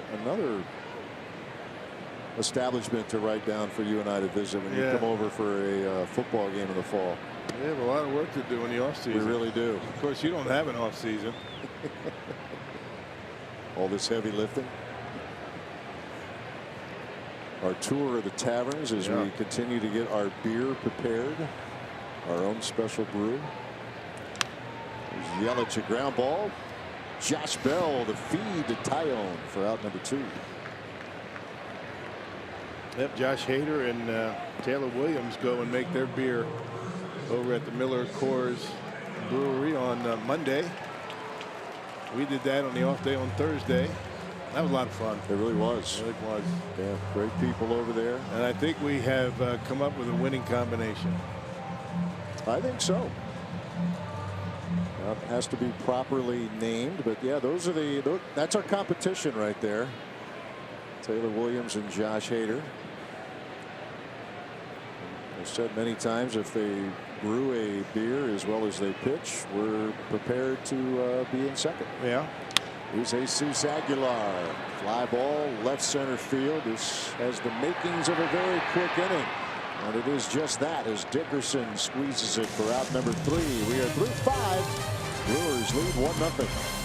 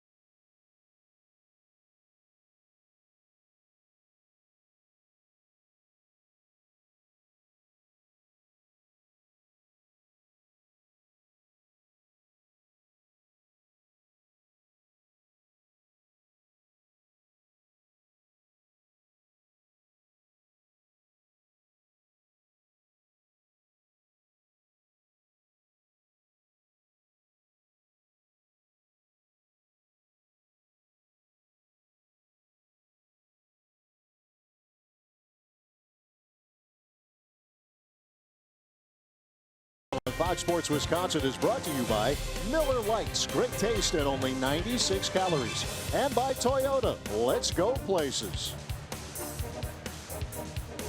We move to the 6th on a beautiful night in Milwaukee, Wisconsin. 1-0 Brewers lead the Pittsburgh Pirates. We had Star Wars night last night. We celebrate Cinco de Mayo here this evening. Top of the order for Pittsburgh, Adam Frazier, who has the 1 hit for the Pirates through the first 5 against Yoeli Chassin.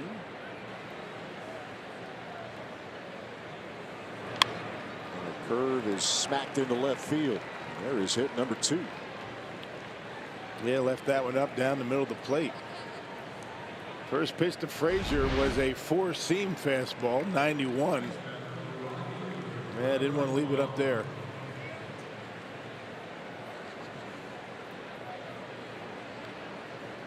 A leadoff single. 2 for 3 night for Adam Frazier. Here's Gregory Polanco.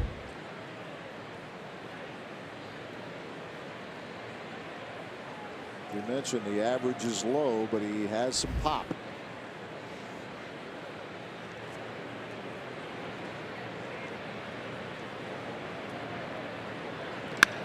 And that's a base hit into center. Frazier on his way to third. And the biggest threat of the night is underway for the Pirates. Up attacking early, 3 pitches, 2 hits. And Craig Counsell's going to hit the phone. Yeah, 2-seamer. Ended up down the middle of the plate, and Polanco squares it up. Big trouble now for Chassin. Nobody out, first and third.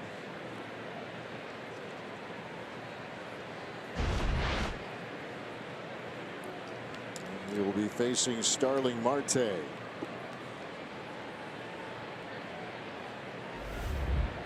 Couple of fly balls for Marte, 1 to right and 1 to center.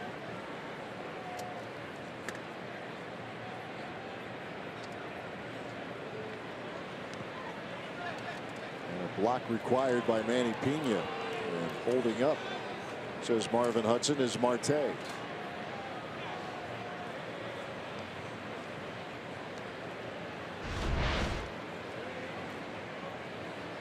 Could have gone either way.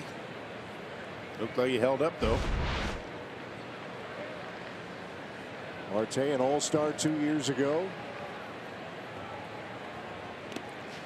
A wave and a miss. And nice play right there by Manny Pena. Check this out. Well, it's not much you can do other than try and backhand it, and he's able to stick it. That pitch is about, 1.5 feet off the corner.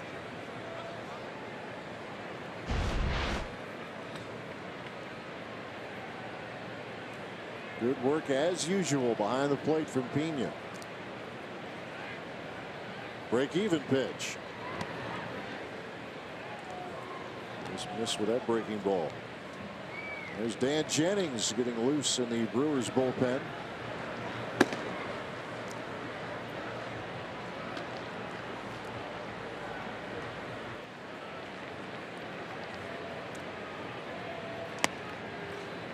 Now 3-1 to Marte.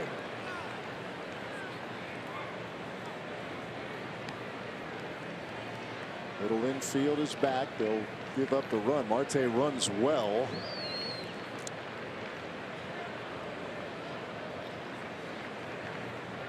See if they can get a ground ball. He has grounded into a couple of double plays this year. And a full count now. He's hanging that curveball. He hung one to Frazier. He got the base hit. He's hung a couple to Marte in this at bat.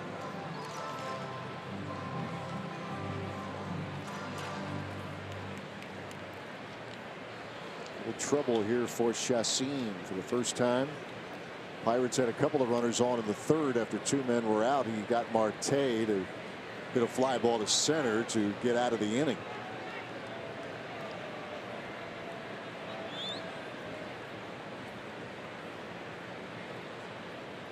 Three-2 coming. In the air to center field. This should tie the game. Frazier tagging. He will come home, and it's a 1-1 game here in the 6th. Well, if you're able to minimize the damage to just 1 run after the first 2 reads, I think you're doing a pretty good job. Another breaking pitch. He attacked Marte. A lot of breaking balls, got it down on the end of the bat, but deep enough to score the run. Well, Polanco remains at first. One away as Chassin gets set to square off with Josh Bell, who was walked and grounded to third.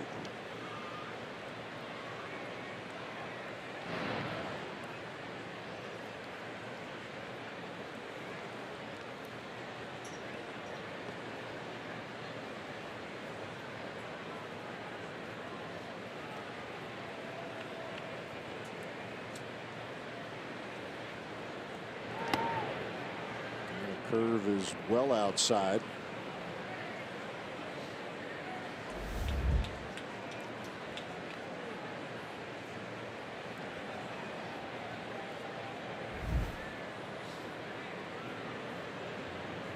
We're nearing the limit, at least this season, where Chassin gets in a game. That's a good pitch. And much better. Kept that one down and away. Been leaving it up in the zone, not that one. That was a good one. The ball is strike to the cleanup hitter, Josh Bell. As a homer, he's driven in 16. Polanco's going. Here's the throw for Pena. And safe at second is Gregory Polanco. Man, I had a chance to get him, but the throw sailed on him. And man, he's so quick getting rid of the baseball. And no chance. You have to put it on the bag, you get him.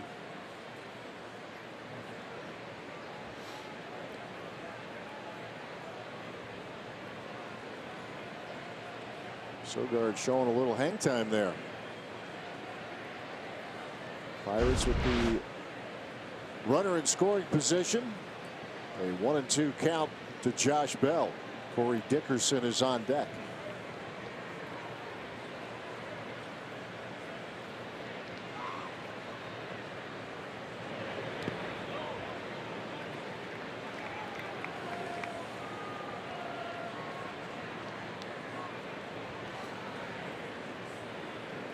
Pitch count at 84. His high for the year was 102. That was against the Marlins 3 starts ago. And that was the deepest he's gone in a game. That was 6 innings. Yeah, this could be his last hitter. And lefty on deck.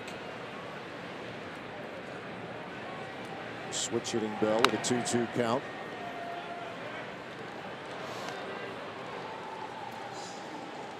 That was a tough chance. Yeah, for that was, Bellboy. I was going to say that was tough. Yeah, there's no error there. And, no error. Error on the fan who coughed up that soft lob he just tossed up there. All right, a reload for Chassin.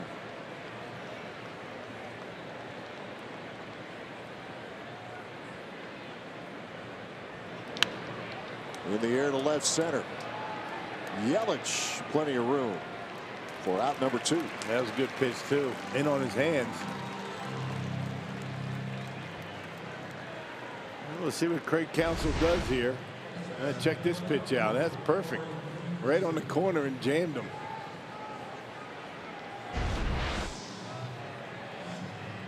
Don't let it ride. There you go. You'll say, all right, Yolis, go get him. Him being Corey Dickerson. He's flied to left and flied to center. Sports a .308 batting average.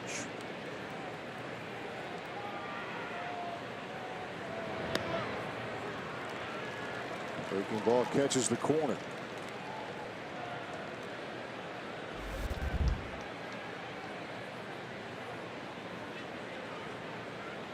He's been on a home run burst here of late, Dickerson, including last night.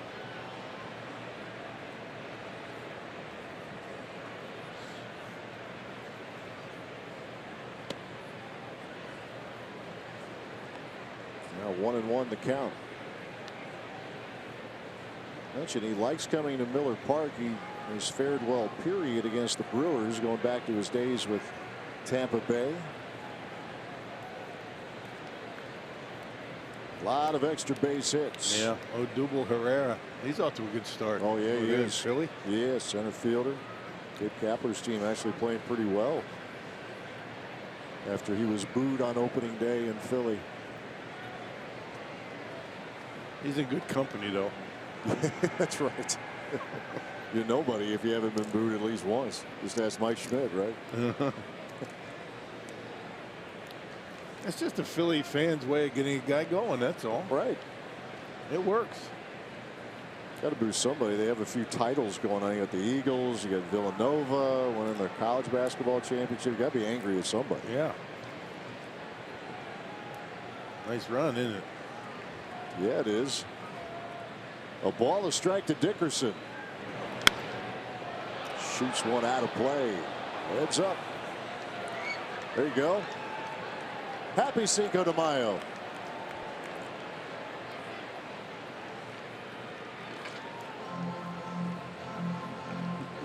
Yep, get the cameras out, take the pictures. Still have the phone in the hand. Yep.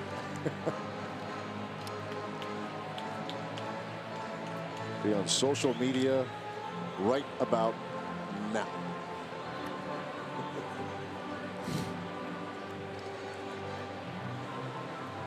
I was disappointed I did not get my Johnny Bench foul ball signed in the trip to Cincinnati. He didn't seem to make it to Great American Ballpark. We didn't see him. No. Yeah. He's more of a kind of a weekend probably visit to the ballpark. Yeah. I think he's enjoying life right now. Playing a lot of golf, I would guess. The 1-2. If you'd like to give it to me, and next time we go, maybe I can find him. It won't mean as much. No, that's a possibility. You trust me with it? Oh, sure.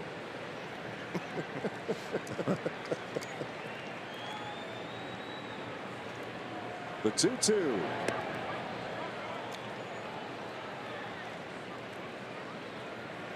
Dickerson's making Chacin work for it.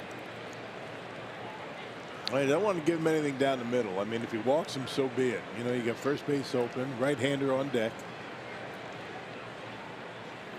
That being Cervelli. There he is.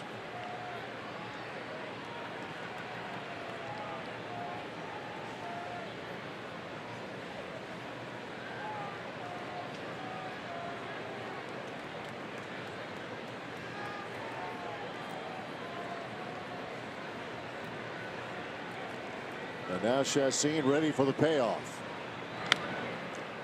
And he'll do it again. There you go. He handled it. Not going to get it by him twice. He's your chance. Get the confidence back up. Yeah, long inning for Chacin. You know, the third and the sixth.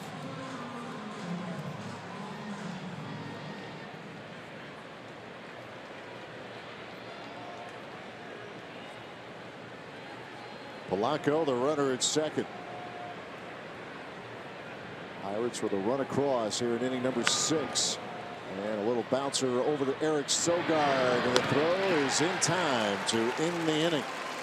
Now the Pirates get on the scoreboard, but Yolis Chacin with a good outing through 6. We are tied at 1.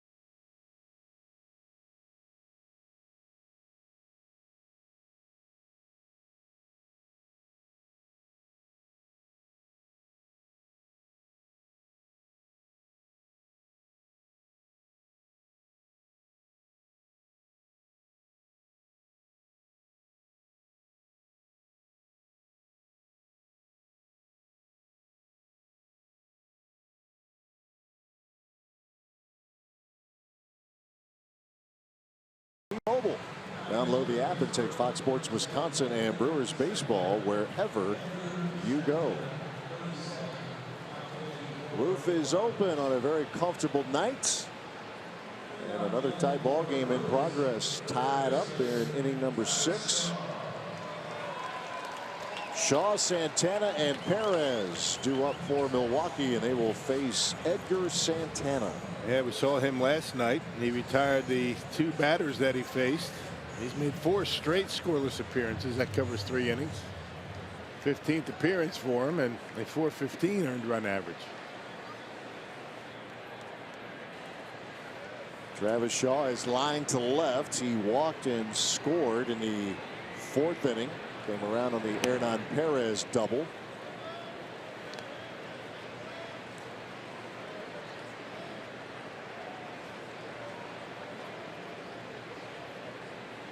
Pirates tying the game in the top half of this inning, courtesy of a Starling Marte sacrifice fly.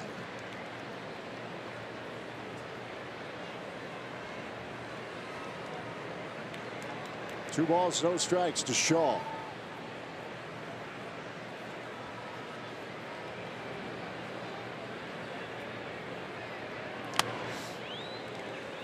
This is the debut season for Santana. Last year, actually last year was his debut season. Had 3 stints with the Pirates last season. Most of his year in AAA. 26 years old. He had 19 appearances last year, .350 earned run average. Nothing wrong with that. You see a sinker slider guy.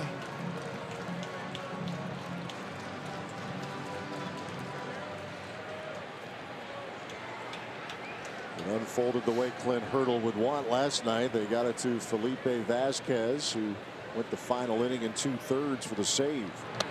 Full count now to Shaw.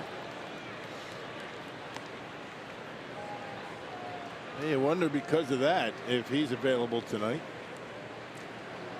They don't come out with that information. We're not quite sure. They don't offer up that scouting report. They don't tell you No. that. Yeah, the closer is not available, so don't worry about him tonight. They don't reveal that game plan. Imagine that. There's a hard ground ball to Jordy Mercer. That's out number 1.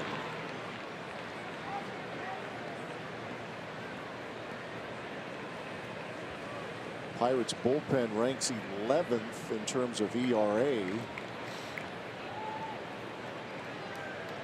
With the Vasquez, you're in some trouble. Here's Santana.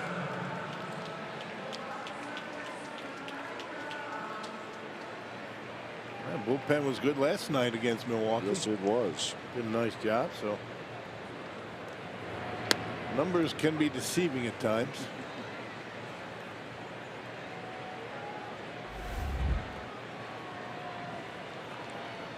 Santana, Michael Feliz, George Contos before they got the Vasquez.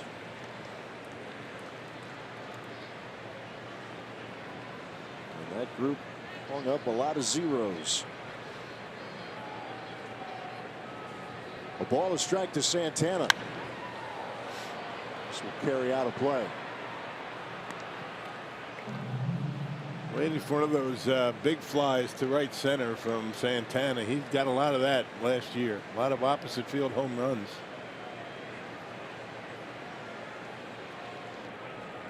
His first homer of the year last night. That was to left. The 1-2.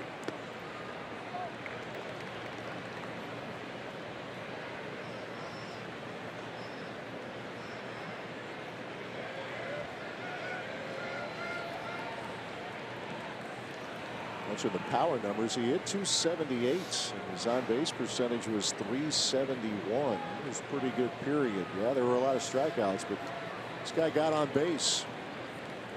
2-2. Yeah, walked a lot. Yep, had good patience at the plate, even with 2 strikes last year. He's been chasing a little bit more with 2 strikes early this year. I think just pressing a little bit. Has a full count against Edgar Santana.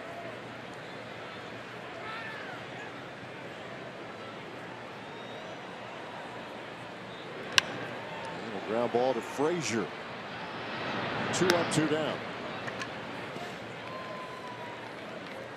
And there's Jeremy Jeffress. Boy, how good has he been, period, but how good was he in Cincinnati? Yeah, no kidding. Comes in to get the strikeout, and more times than not, he does it. Got Joey Votto on a big strikeout with a man at third, less than 2, 1-run game. He walked into a tough spot, runners at the corners, and got out of it, and then came, or stayed in the game, I should say, finished up, got the save. Couple of saves in that series for Jeffress.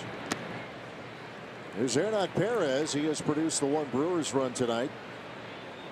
RBI double in the 4th inning.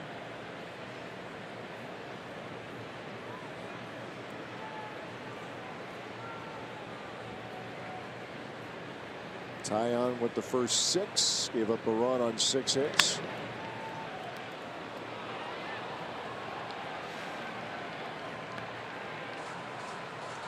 Yeah, Taillon has had back-to-back pretty good starts. After really scuffling the 2 before. Yeah, the Phillies, he lasted just an inning and 2/3, gave up 5 runs, and the Tigers 3 2/3, charged with 7 earned runs. The 1-1. Tries to go the other way.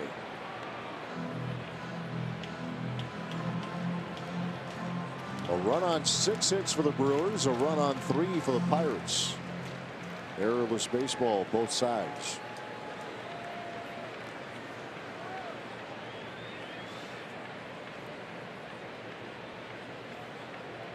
Edgar Santana has gotten ground ball outs from Shaw and Domingo Santana.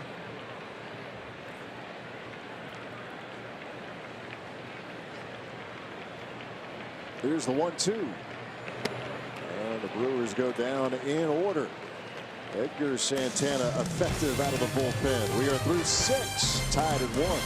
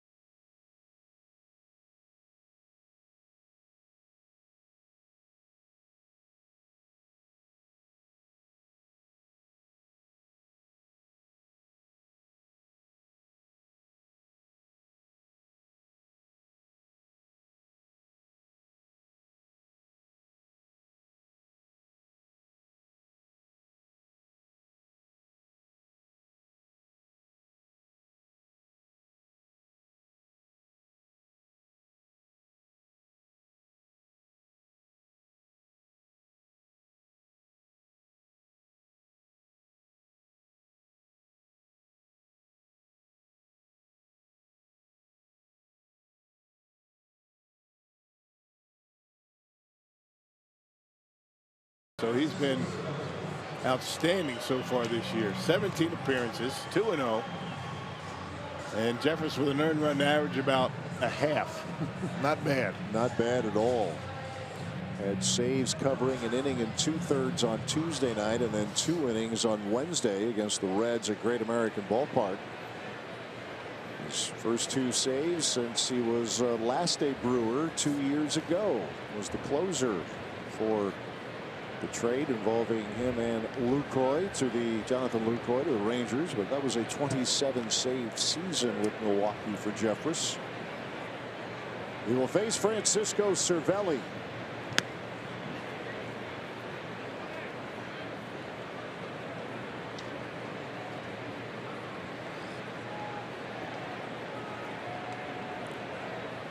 Cervelli reached on a fielder's choice in the second inning. Struck out in the fourth. That was that pop-up that he hit. And Hernan Perez let it drop, and they erased Josh Bell at second. The unusual maneuver there by Hernan. A ball, a strike. Closing the roof.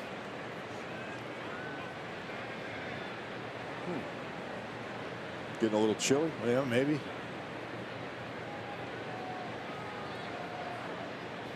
I don't think we have any rain on the way. Meteorologist Mike Faulkner will check the Doppler radar to see what's up. No, it's all clear. Is that coming Monday? Rain? Is it Monday or after that? I think we're okay. Just going to be a little cooler tomorrow. The last I checked, but we're efforting that.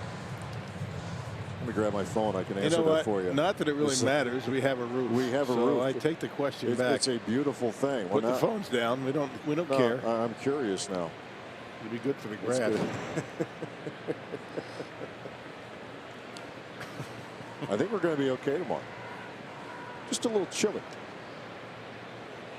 So says my phone.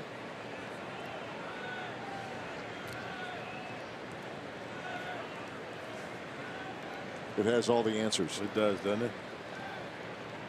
Eliminates a lot of arguments. Or any kind of discussion, period. Here's the payoff. And Cervelli draws a walk, and that's how the seventh inning begins.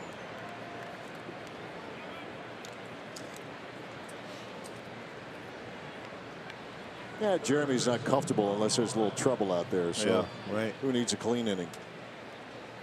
And it's a thing. He's been so good, throwing strikes. Faces Colin Moran.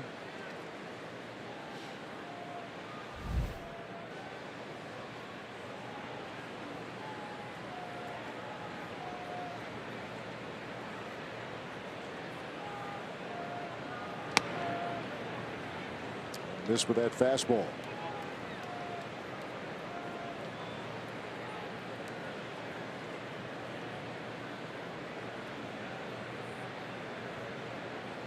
He's given up nothing over his last 13 outings. No runs charged to him. Unscored upon and 16 of 17.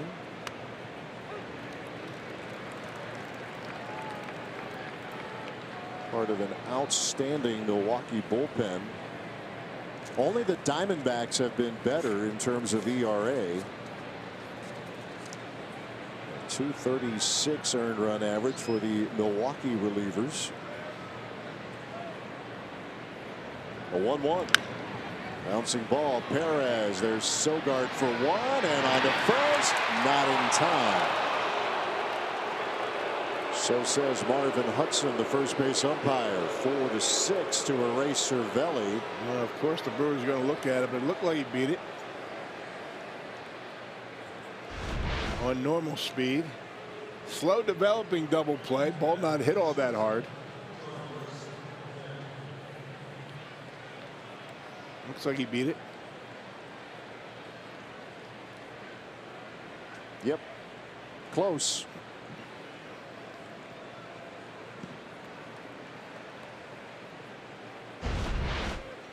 Moran the runner at first with one out. Jordy Mercer at the plate. With a warning track fly to left in the fifth inning.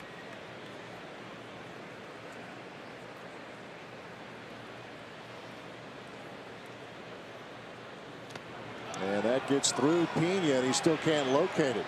As moving on to second is Moran. Kind of scooted right under his glove and through the legs. Man, he charged with a pass ball last night. A wild pitch there. And probably one that he'll tell you should have had. Right. But a wild pitch.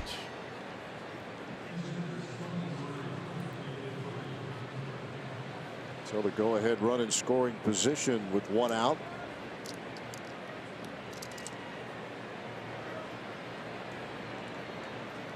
Want to know the count to Mercer.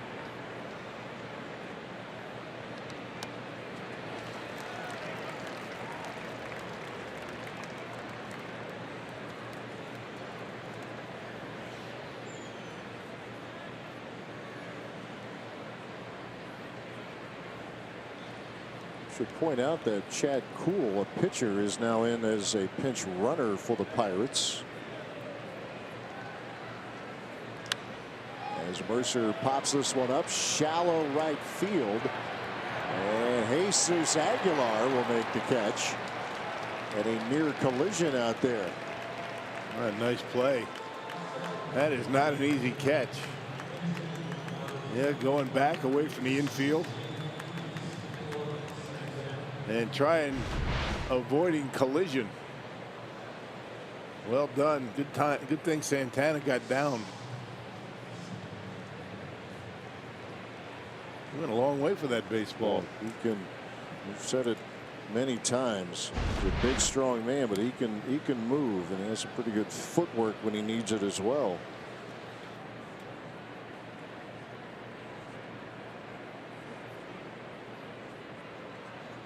There's Kuhl, the pinch runner. And now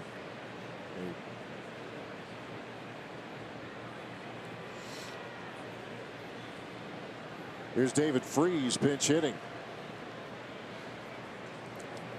Freese homered last night, came in late. Homered in the 9th inning off Taylor Williams.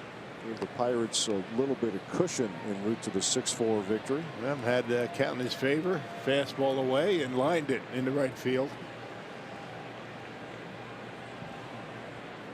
He's always had good opposite field power. He has. Star of the postseason in 2011, an all-star in 2012. 35 years old now.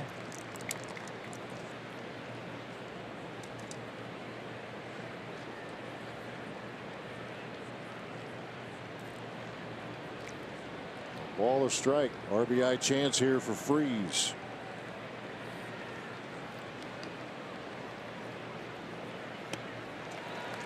Good fastball from Jeffress. Yeah, hit a fastball out last night, but it was away from him. You can crowd him with the hard stuff like Jeremy just did. In on his hands with some sink at 95. 1-2.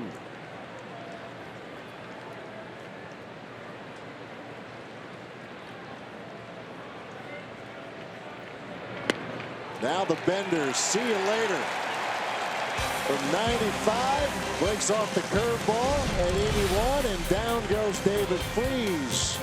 Pirates strand a runner at second. Stretch time in a tie game at Miller Park.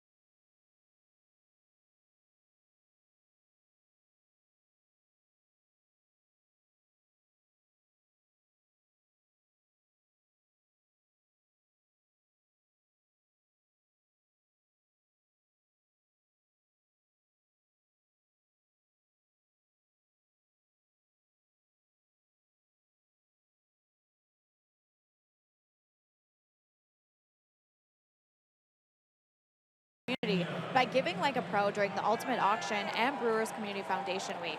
Fans have an opportunity to donate and receive a one-of-a-kind gift bag. Fan packs are priced at $50, $100, and $250. You can learn more at brewers.com/BCF. And we told you last night that there are 3 Brewers with the Biloxi Shuckers in AA on minor league rehab assignments. Corey Knable, Boone Logan, and catcher Stephen Vogt. He was back in the lineup tonight catching for Adrian Hauser, but an update for you, he did exit the game in the top of the 6th inning after attempting to throw out a runner at third. So we'll get an update for you on Stephen Vogt, but he did leave the game in the 6th inning. Again, he's rehabbing from that right shoulder injury that has had him on the disabled list since spring training. All right, Sophia, thank you very much. Yeah, it's too bad. Yep. We'll wait for more info, but been frustrating to say the very least with Stephen Vogt. Oddly enough, hurt himself in spring training throwing to third base in drills. And he had worked so hard in the offseason of building up that arm strength. There's Manny Pena leading things off. That's a veteran presence, not to mention a good bat. And trying to get healthy. David Freese stays in the game. He's at third for Colin Moran. We'll tell you about Kyle Crick here in a moment as he works against Manny Pena. 2 balls, no strikes. Yeah, he's been pretty good. 10 appearances, 235 earned run average. He was with the Giants last year, 30 appearances, and a 3.06 ERA for the Giants. He was part of the Andrew McCutchen deal back in January. And has yet to locate the strike zone against Pena.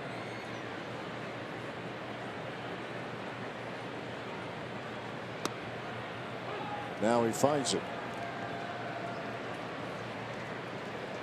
Pena, Sogard, and then the 9 spot in the order. Pena into left field. That's Corey Dickerson for the first out. Got in on his hand a little bit. That looked like a cut fastball, but got it down in the trademark. And with the outfield playing as deep as they have, I mean, Corey Dickerson just had to go toward the line, didn't have to go back at all.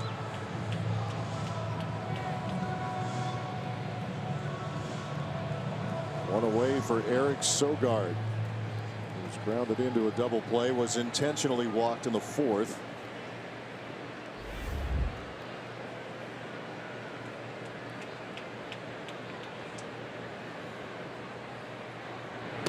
Great Counsell just trying to get Sogard going.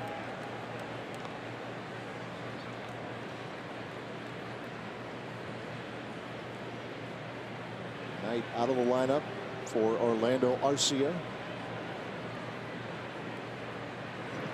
Brewers still have a 5-man bench.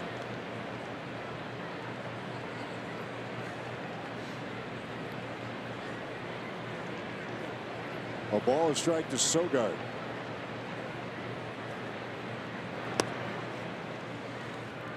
Mention a 5-man bench. One of them getting ready in the on-deck circle. There's Brett Phillips. Yeah, Brian Braun not in the starting lineup, but is available to hit. Pinch hit last night to Braun. Here's the 2-1.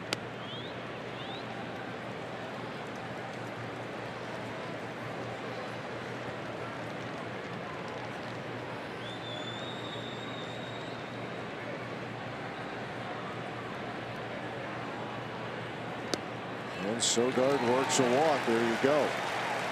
1 out, 1 on here in the 7th. Let's check out Miller Lite's What's on Tap. Tomorrow, Chad Kuhl will transition from a pinch runner to pitcher. The day job, 3-2 his record. Chase Anderson will go for the Brew Crew. We'll get things started with Brewers Live tomorrow at 12:30 here on Fox Sports Wisconsin. Yeah, Chase had to grind one out his last time out against Cincinnati, but the Brewers were able to pick up a win. He did fight through it. So Phillips was in the on-deck circle, but now it'll be Ryan Braun. Phillips called back. Braun will pinch hit. Had the roll last night and struck out. Sophia reporting earlier tonight, Craig Counsell saying they just want to Want to make sure the calf is right, so get back, stay back in the lineup for the Brewers. In the meantime, he comes off the bench. You have depth, so Aguilar is at first. And you go with the Santana, Kane, and Yelich trio in the outfield. Not a bad option. Not bad at all. Everybody knows with one swing of the bat, the course of this game could change.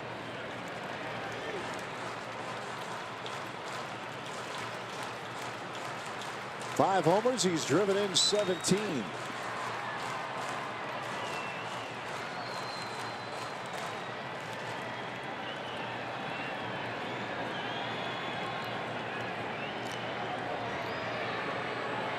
Jameson Taillon went the first 5. Edgar Santana out of the bullpen had a clean 6th inning. You mentioned the Pirates bullpen has been effective so far in this series. Rick with a 1-0. And Braun flings the bat. Ed Cedar again with a heads up. Or a head down in this case. And a good pitch to hit. Yeah, just lost it. Look out. Said that a couple times here. Yeah. Recent days. Cincinnati almost got drilled with a foul ball. Eddie is always good about reading that very sign.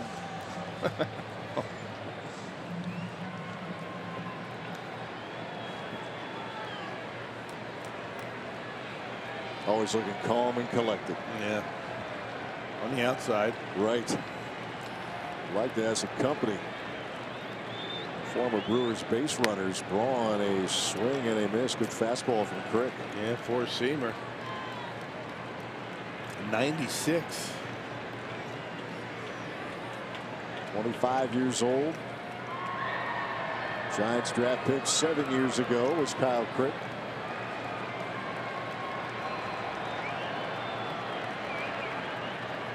The 1-2. Braun strikes out. 2 away in the 7th.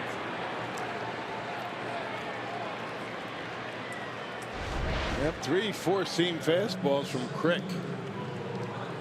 And that right there is normally Ryan Braun. That's his hot zone right there, out away from him. He's got tremendous power to the opposite field, and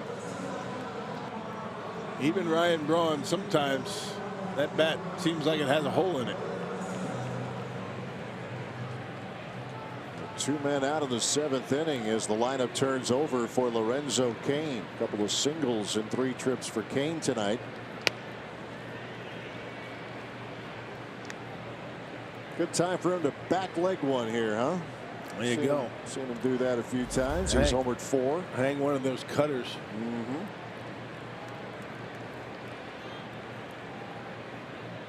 Sogard, the runner at first.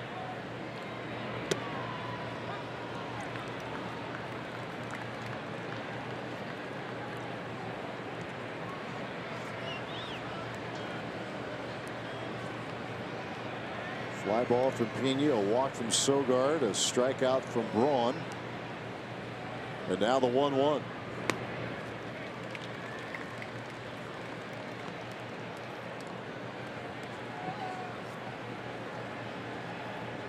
.388 on base percentage now for Lorenzo Cain. 2 singles and a fly ball to right. And Cervelli speeds by him just enough to get Sogard to second. And a 3-1 count to Cain. No, he did throw the cutter here and spikes it. Well, Cervelli got in front of it, but then kicked it away from himself.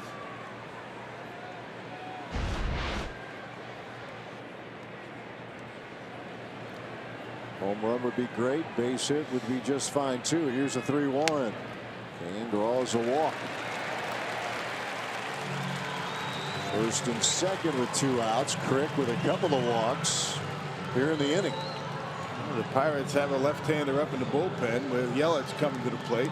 Let's see what Clinton Hurdle elects to do. Well, both teams trying to get something done with runners in scoring position. Pirates were an 0 for last night in a winning effort. Brewers were 2 for 8 last evening. Here's Yelich, who's good in situations just like this. Another mound visit. Ray Searage, Former Brewer reliever. I caught Ray. You did. That's right. Threw hard, had a slider. Funny guy back in those days, Oh, but it yeah. doesn't look like he's being too humorous right now. Well, he's carved out a pretty good rep. You know, we talked about that with Juan Nieves with the Marlins, and Yeah. Ray Searage has really earned a very good reputation. Yeah. And notice in that graphic too, the mound visits are starting to dwindle. The Pirates with just 2 left, and we've been talking about it for a while, and we haven't seen it be an issue yet. They're running out of timeouts. Yeah. Well, it looks like the Pirates are going to stay with the right-hander. Steven Brault, who is up. We mentioned Yelich is good in situations like this. 2 outs, runners in scoring position. Yelich has done some damage. He's 4 for 8. I guess you ask yourself, if you have your left-hander up, what are you going to do with him? I guess you have him up for this spot, right? Right. You got Aguilar coming up. If you get to Shaw, it's probably a little too late. That Clint Hurdle knows his team better than I do. Yeah, no, it is interesting. 0-1 to Yelich.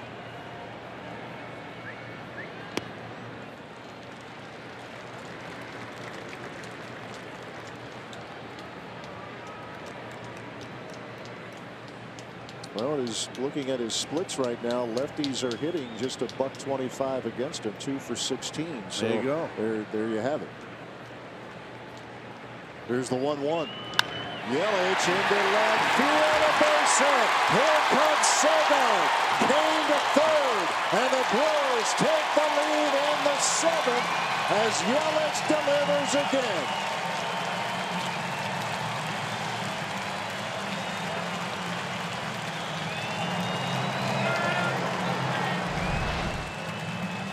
Well, it's the cutter. He got it in, and Yelich able to pull the hands in and dump it into left. Well, they leave the right-hander in, and it costs them a run, a Badger Mutual run of the game. All started with a walk to Eric Sogard. And the inning continues for Jesus Aguilar.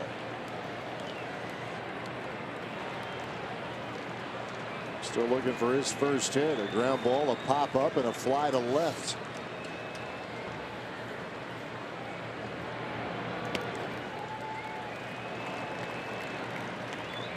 Crick has given up 1 home run this season. It was to a right-hand hitter. Righties have been actually pretty good against him in the limited sample size.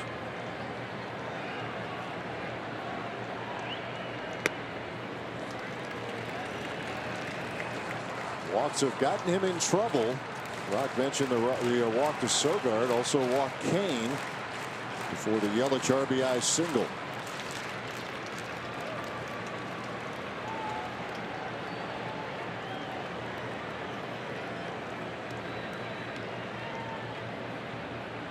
Greg with a 2-0. Yeah, good pitch. Good take by Aguilar. Not a good pitch to hit.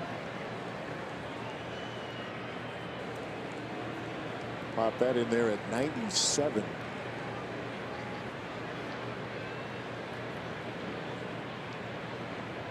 Start number 13 at first base tonight for Jesus Aguilar.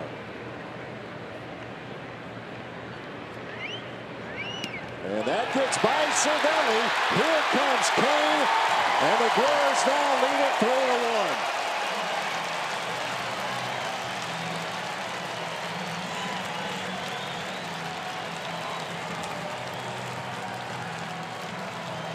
I'm not sure that's not a ball that Cervelli has to handle. It is, and it's a pass ball. That pass ball scores a run. 1 hit in the inning. 2 walks, a wild pitch, and a pass ball. So a 2-run lead and a 3-1 count to Aguilar, with Yelich now at second. Ooh, and a big old cut from the big man Aguilar. Full count.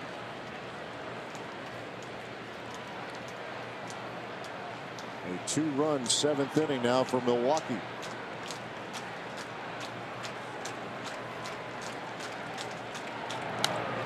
And Aguilar stays alive.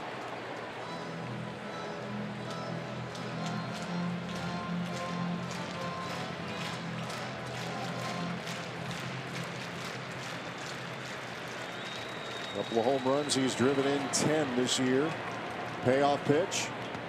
And that bounces up there. Aguilar walks, and moving to third is Yelich.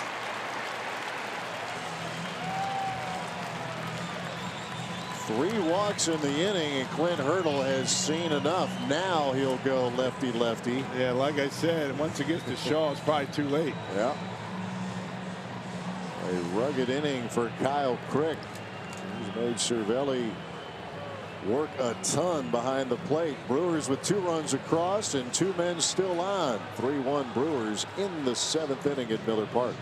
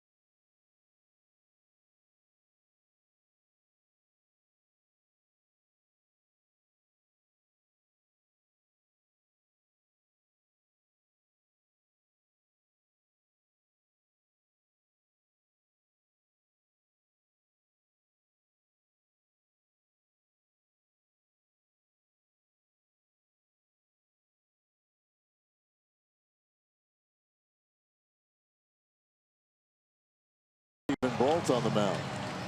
Well, 8th appearance for Brault, .465 earned run average. This is his 3rd year in Pittsburgh. And he's got men at first and third and 2 outs, and Travis Shaw coming up. Basically, fastball slider pitcher Stephen Brault. And he inherits trouble. Yelich is at third. Aguilar, the runner, at first.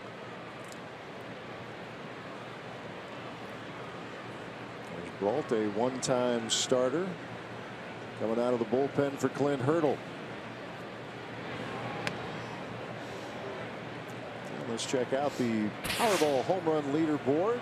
Eric Thames with thumb injury out for the next few weeks. Travis Shaw has 6. Ryan Braun with 5. Lorenzo Cain has gone deep 4 times. Your Powerball home run leaderboard.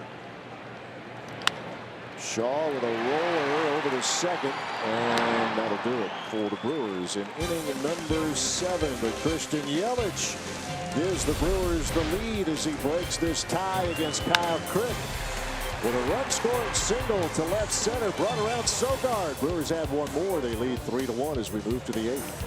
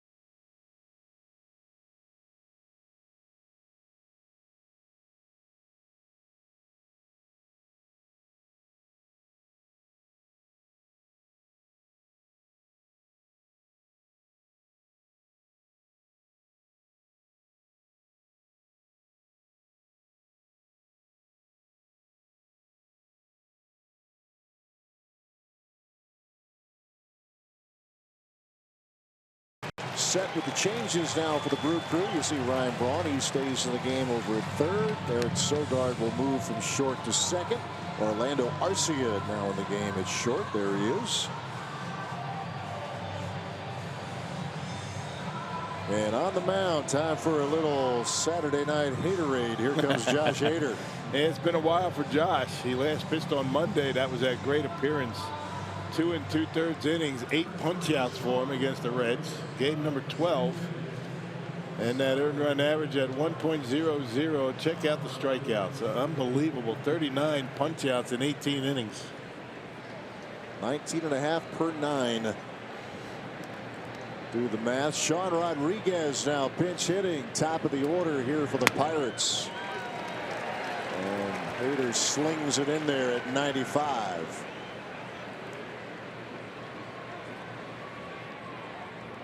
It was an unbelievable appearance for Hader in Cincinnati. He was doing a lot of this, getting swings and misses. Slider that time. Boy, getting more and more confidence in that pitch. He was almost exclusively fastball last season. Now you're seeing the slider, and it can be dirty. Here's the 0-2. Why not? Where's that at? Yeah. Boy.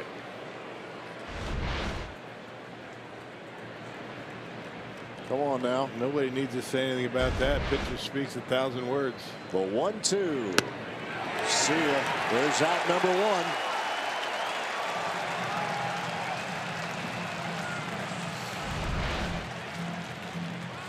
Well, this time he gets the call. Kind of forced to. That was pretty much down the middle. That's more of the same. This is what he did at Great American Ballpark. 2 2/3 innings. He did walk a guy, but the 8 guys he got out, it was all via the punch out. Never before seen 8 Ks.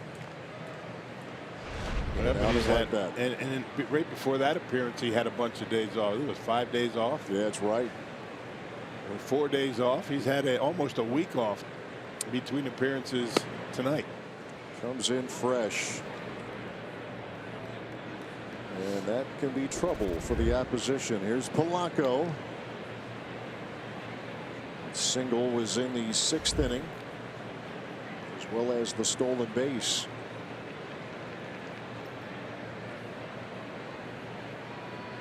Here's the 1-0.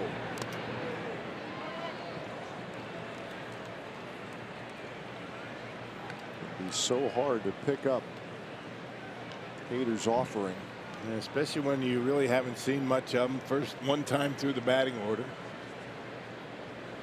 The hitters and catchers, Manny Pena will tell you it's tough to pick his pitches up, even when you're trying to catch him. Yeah, I thought that was interesting. He was telling you about that. So if it's hard to pick it up when you're catching, just imagine what it's like when you're trying to hit. And when you know it's coming, you know what's coming when you're catching. Right. Fastball slider, right? You don't when you're hitting. 3-0 pitch.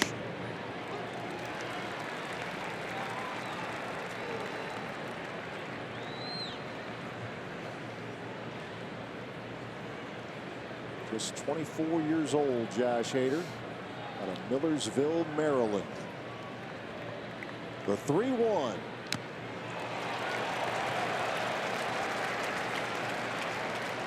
Manny Pena also saying that he's got such good command. I mean, he puts the ball, his target on the outside corner, that's where it goes.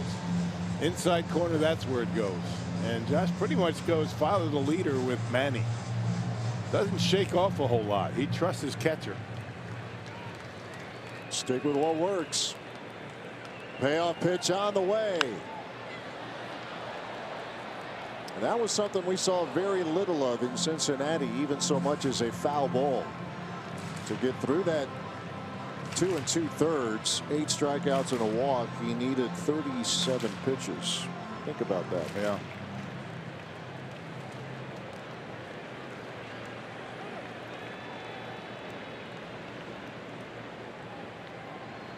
Hader with a strikeout of Sean Rodriguez, a full count to Gregory Polanco.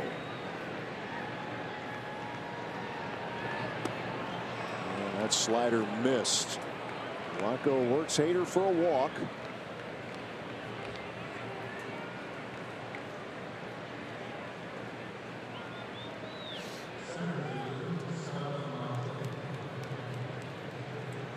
And now he will face Starling Marte. He has produced the 1 run so far for the Pirates. Luis Chassin went 6. Chassin gives up 3 hits and a run. Jeffress got through the 7th inning. Fly ball out toward right field, and this will twist out of play.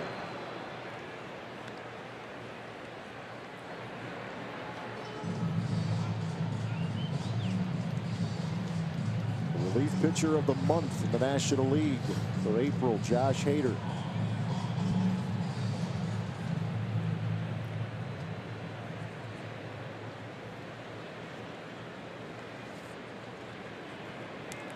One strike pitch. Slider missing. And if you're going to miss with that, that's where you want to miss. Especially after you jammed a guy with a fastball. Polanco, the runner at first. Here's a break-even pitch.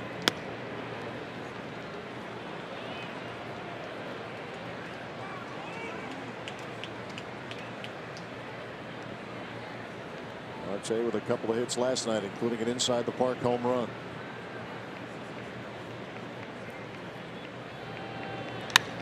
And that's hit in the air deep into right field. Santana looking up, and this game is tied. Marte with another 2-run homer inside the park last night.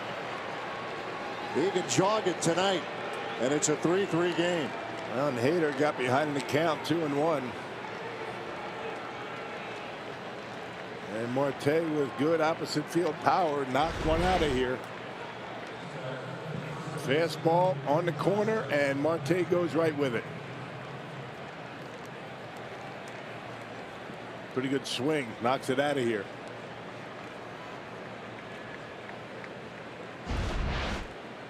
That is the second home run allowed this year by Hader as Josh Bell steps to the plate. Tommy Pham of the Cardinals took him deep in St. Louis a few weeks ago.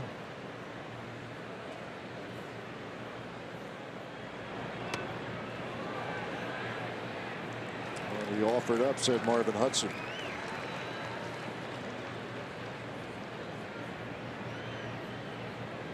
The Pirates with a quick answer after the Brewers grabbed the lead in the 7th inning. There's that good slider.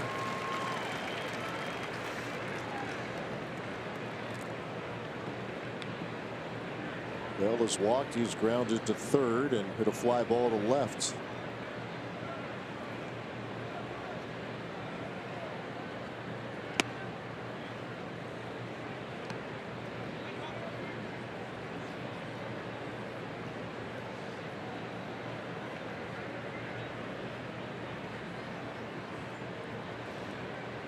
The 2-2.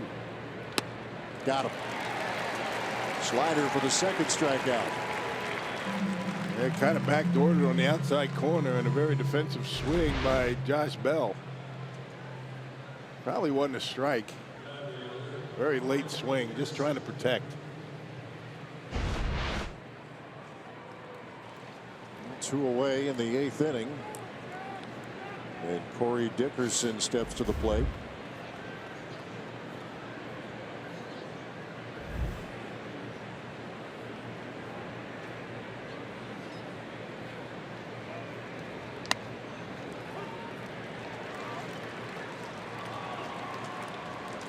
Peters settling back in after a strikeout of Rodriguez. He walked Polanco, and then Marte with the opposite field home run. Strikeout of Josh Bell.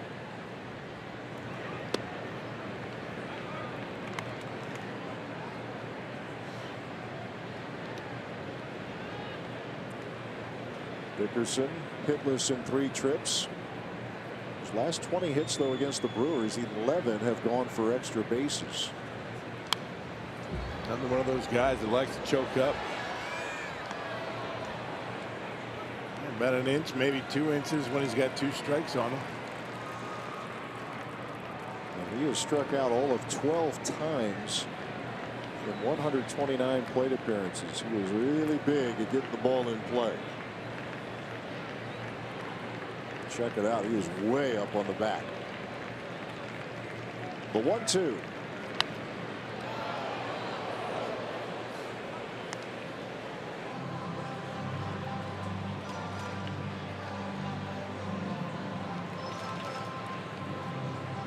So a strikeout machine facing a hitter who rarely punches out. Pirates, though, have gotten to the left-hander here in the 8th inning. The 1-2.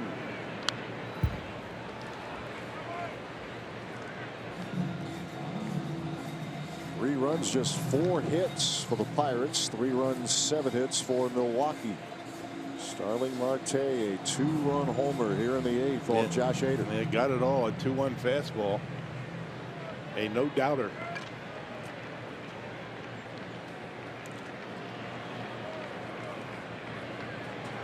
And he strikes out Dickerson. So Hader with 3 strikeouts. That's the good news. The not so good news, he walked Polanco and Marte in a 2-run homer. We're tied in the 8th.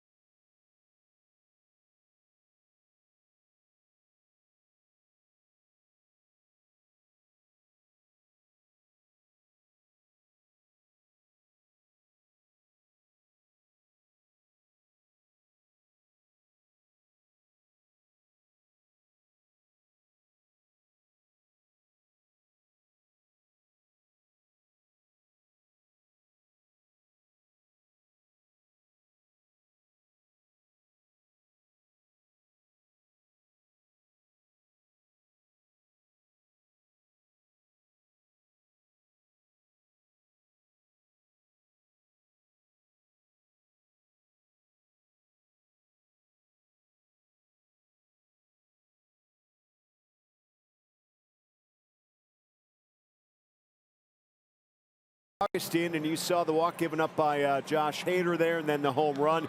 4 of the 6 runs total in this game scored via the walk, believe it or not. Oh, and especially anytime you get late in the ball game, it seems when you get beyond that 6th inning, you put guys on to lead off an inning, it's going to hurt you. And it hurt the Pirates in the bottom of the 6th, and now in the 7th inning, or I believe in the 8th inning, it hurt the Brewers. Yep, indeed. All right, we've got Brewers Live post-game presented by Freighter and the Medical College of Wisconsin coming up. Marte delivering so far in this 2-game series for the Pirates. We'll talk about a quality start for Chacin and also hear from Craig Counsell and the crew coming up. See if the Brewers can pull it out late here, Matt. All right, Craig, sounds like a good idea. Let's see what the Brew Crew has in store as Domingo Santana leads things off. Tell you about George Contos. He's getting his second appearance in as many games in this series out of the bullpen for the Pirates. But first, we'll tell you that Sean Rodriguez, who pinch hit, stays in the game. He's in at second for Adam Frazier. Here's the 1-0 to Santana. Contos, a third of an inning yesterday, gave up a hit. His number's pretty good. The former San Francisco Giant, 16th appearance and a .314 earned run average. Pirates selected him off waivers last year. Santana with a fair ball down the line. It got by Freeze. And Santana's on his way into second. And a double to lead off the bottom of the 8th. Yeah, he is starting to heat up a little bit, staying back much better. His second hit of the game. First hit came to right. This one slaps it right down the third baseline. Right over the bag. A 2-bagger to start the 8th inning. Josh Hader says, yes, sir. See if I can pick up Josh here a little bit. To tell you, in that 8th inning, while the Pirates tied the game against Hader, he struck out 3. The last 13 outs that Hader has recorded have been strikeouts. Yeah, just incredible. Pretty impressive, right? All right, here's Orlando Arcia. He's picked up the pace at the plate in recent games and trying to push a bunt up the line. And not a sacrifice, but trying to push it toward first base. I guess ideally, if you're going to bunt, you want to make David Freese leave the bag, have him field the baseball so that Santana can just walk into third base. Arcia is 6 for his last 12 at the plate. Corner infielders inching up. And Arcia unable to get the bunt down.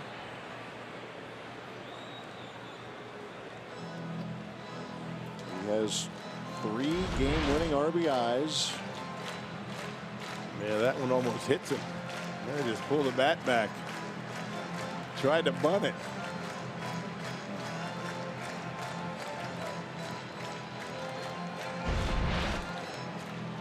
So swing away, get yourself in position to have a 4th game that would deliver the game-winning RBI. Let's see. 2 strikes and nothing.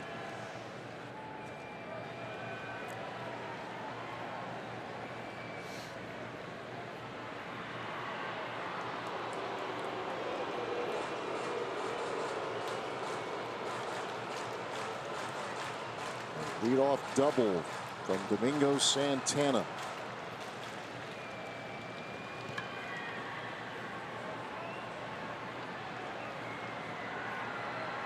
Two-strike pitch. And he tried to bunt, fouled it, and that is strike 3.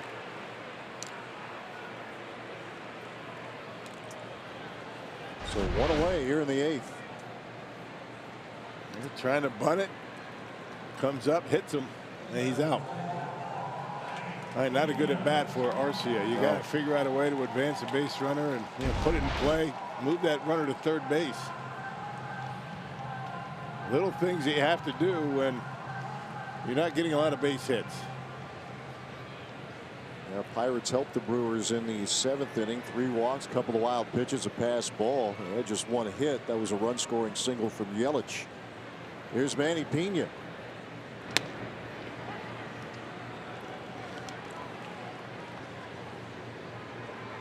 Pena, a 2nd inning single, a couple of fly balls since.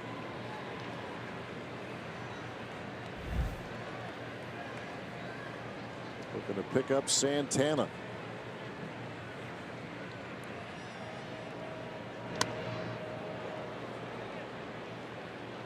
The ball, a strike. Brewers have out-hit the Pirates 8-4.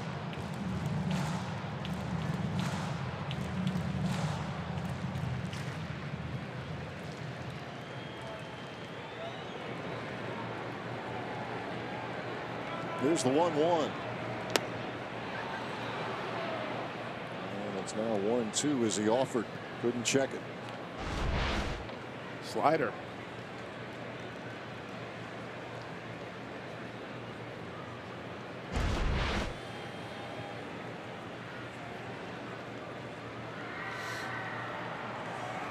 Santos ready with a 1-2 pitch. Check Santana first. Pirate outfield not real deep except for Dickerson in left. That's about as shallow as we've seen him.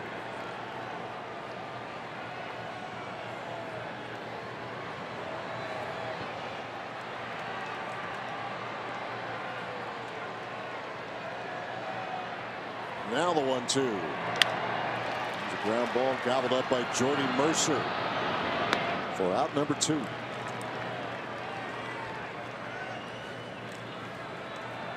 In danger of wasting an opportunity here. A leadoff double for Santana. Since then, a strikeout of Arcia, a ground ball from Pena, and maybe this will be the moment for Eric Sogard. Can't think of a better time. Yes, sir. He got things started in the 7th with a 1-out walk. One of 3 allowed by Kyle Crick. Gave this team some pretty good moments last year.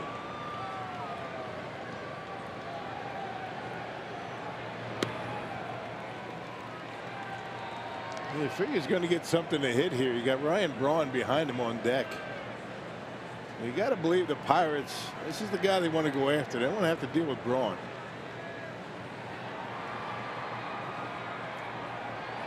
The 1-0.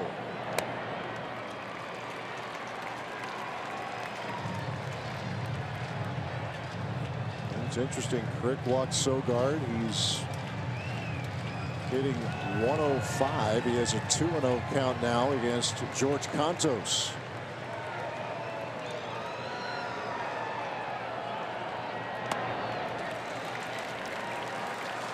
Make it 3-0. How about that? Oh, speed pitch, 2-0.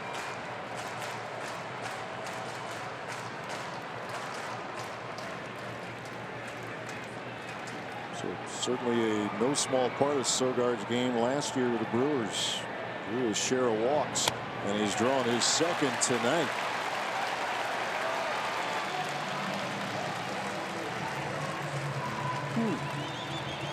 I mean, really nothing really close to the strike zone. Almost like they were pitching around him to get to Ryan Braun. Well,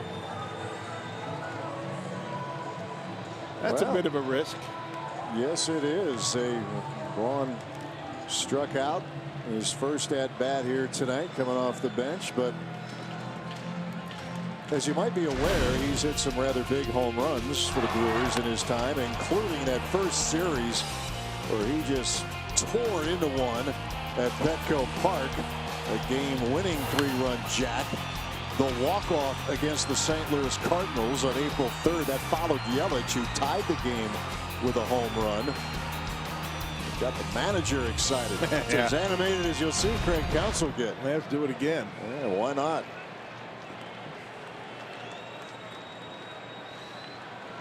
Once again, outfield pretty deep, even for Ryan Braun.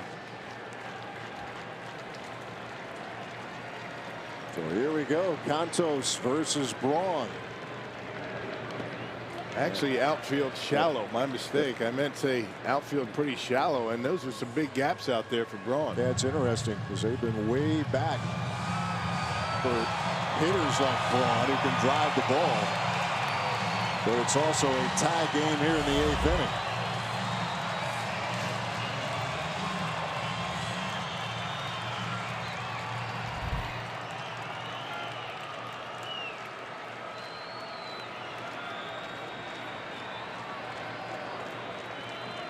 There's the 1-0. Oh. Yeah, hung a slider. Upstairs. Yeah, hung it. Maybe hung it a little bit too much.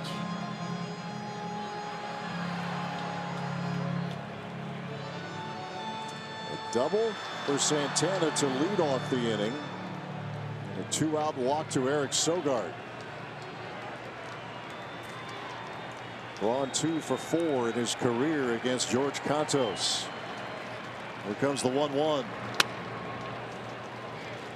And see, Crick was able to get fastballs by Ryan. It was 96 miles an hour. Cantos doesn't even come close to that. So a much different situation, you know, for Brian in this at bat. There's Lorenzo Cain, who has 2 hits and a walk tonight.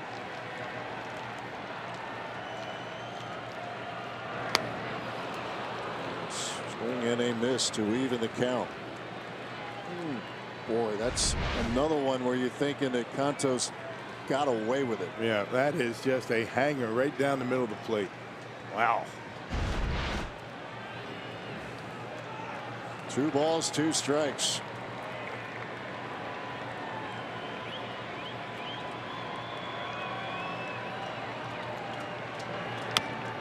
Little tapper is foul. He is just struggling here to make some contact.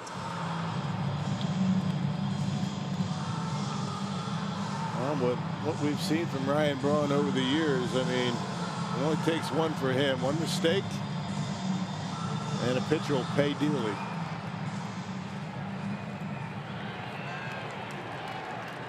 Braun with 5 homers. He's driven in 17. 2 outs, 2 on in the 8th. Contos with the 2-2. And Braun into the gap, left center field, and that's going to go to the wall. Santana's in.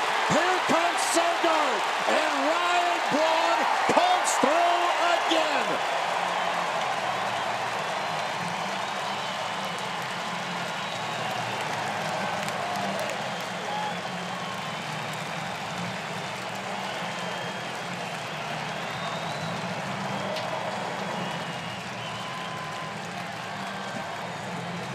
Well, he hung one too many. Another hanger, and Ryan Braun not going to miss this one this time. That's what we said, takes one. He missed a couple of hangers. He threw it again and ripped it. And because the outfield was playing so shallow, Marte not able to get there, and another run able to score. How about Ryan Braun, huh? Time and time again. Yeah. That was on cue, partner. I mean, you've seen the movie a few times. Yeah, I've seen a few of his at-bats. Comes up big when the team needs him most. That's what the best players in the game can do. You can have a couple of at-bats where you just don't look very comfortable at all at the plate. Missed a couple of pitches you almost always drive. And then Contos hung another one. Yeah. And he drove it. Yeah, he did. He could hang a week's worth of wash on that liner. That was something. Pirates with their final mound visit. Here is Lorenzo Cain. 5-3 Brewers here in the 8th.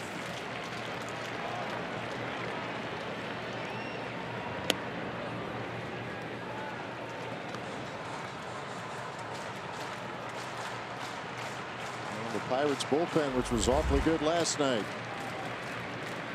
Pretty bumpy here tonight. Crick gave up a couple of runs, one of which was unearned.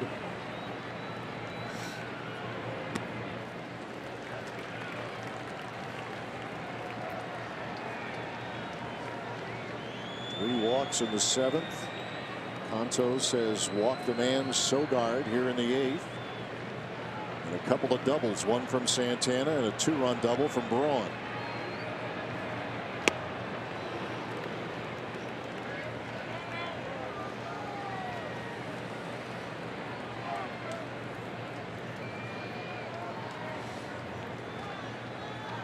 A good night at the plate for Cain. A couple of singles. He walked in the 7th inning.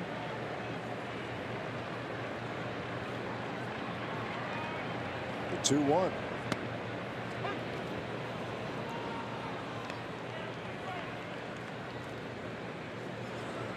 Jacob Barnes getting ready for the Brewers.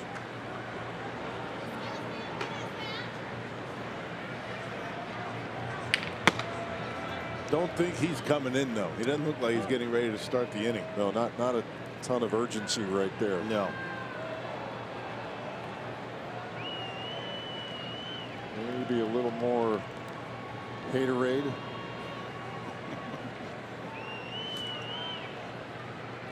Here's the 2-2 pitch.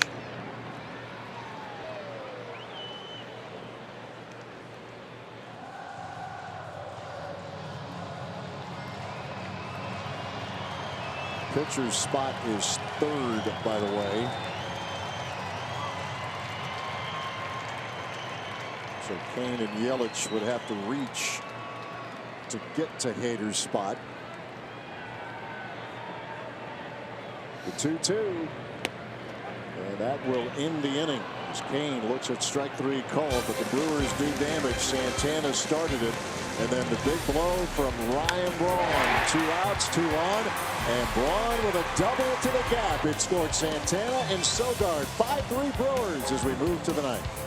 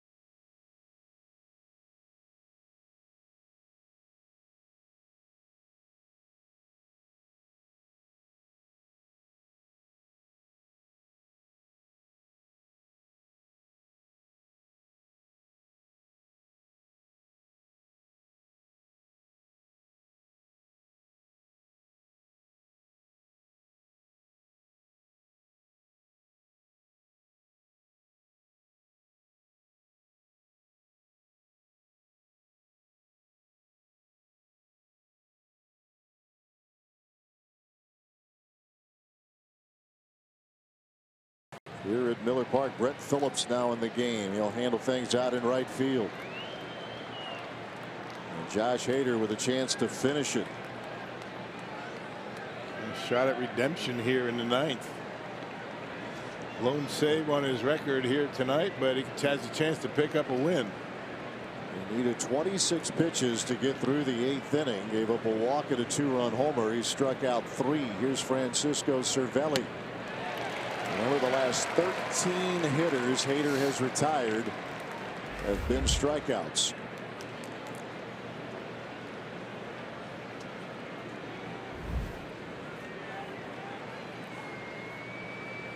Brewers with 2 runs in the 7th and then 2 more in the 8th after the Pirates tied it in the top half of the 8th inning.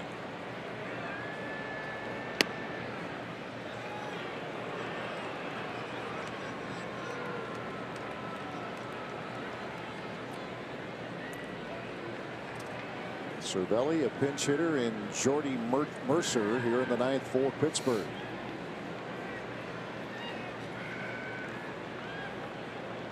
The 1-1. Yeah, the one before was a better pitch than that last one that was called a strike. Francisco Cervelli not happy. And an interesting strike zone tonight for Jeff Kellogg. That one off the plate. The one before had the edge.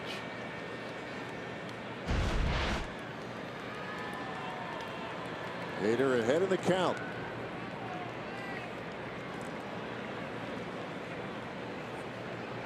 And that's another strikeout. 4 of them now for Hader.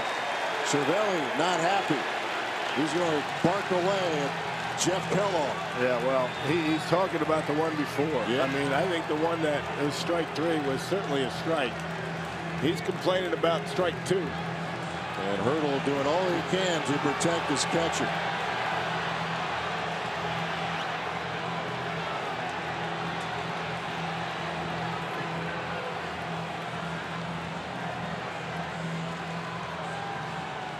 I think Jeff Kellogg gave Cervelli quite a long leash. He sure did. I don't think Clinton Hurdle's got much to complain about. He left his catcher in the game. This is the pitch here. The one before that was called a ball had the outside corner. And the slider for the called strike. So 1 away in the 9th inning.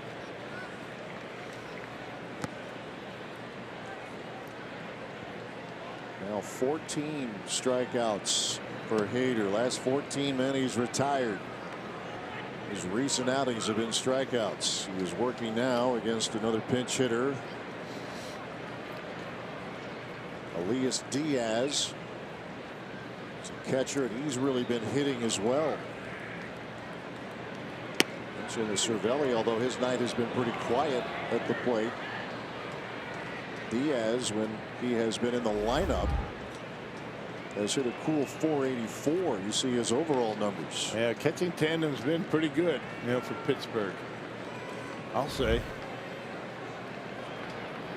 Appeared in 64 games last year as Cervelli's backup.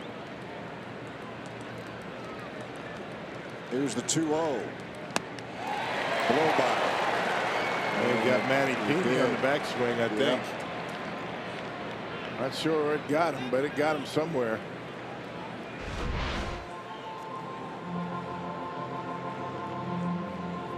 Got him on the hand. Hit the back of the glove.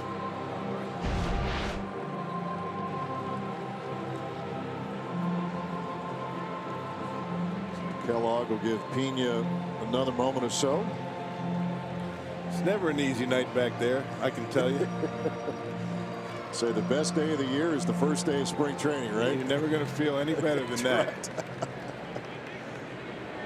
That's one time where you definitely peak early. Yeah.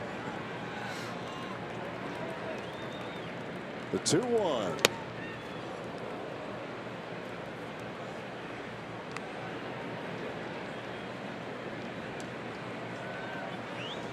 Came in averaging 19.5 strikeouts per 9 innings. Josh Hader.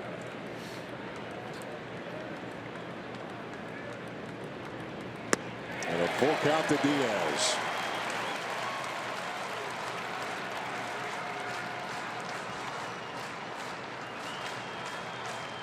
With the 2 strikes, and the home crowd is always going to sense it now for the young lefty. A strikeout machine he has been. 3-2 pitch.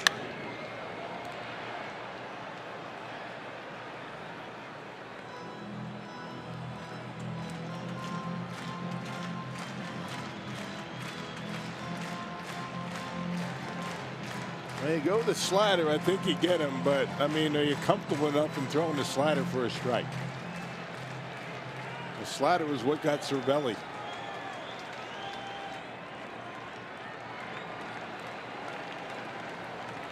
Here it comes. And this fastball will be fouled out of play. So he's starting to zero in on the fastball a little bit, starting to make contact. Starting that bat a little early to get the bat head out on the fastball. And nothing but here against Diaz. And Josh working hard tonight. 26 pitches he needed in the 8th. And now his 12th pitch coming up here in inning number 9. Payoff pitch. Popped up. And that's out number 2 as Sogard puts it away. Yeah, good job right there. In on his hands. A minor upset that someone put the ball in play for an out. He had retired the last 14 via the strikeout. A pop-up ends that streak, and he's fine with that. 2 away, and the bases are empty.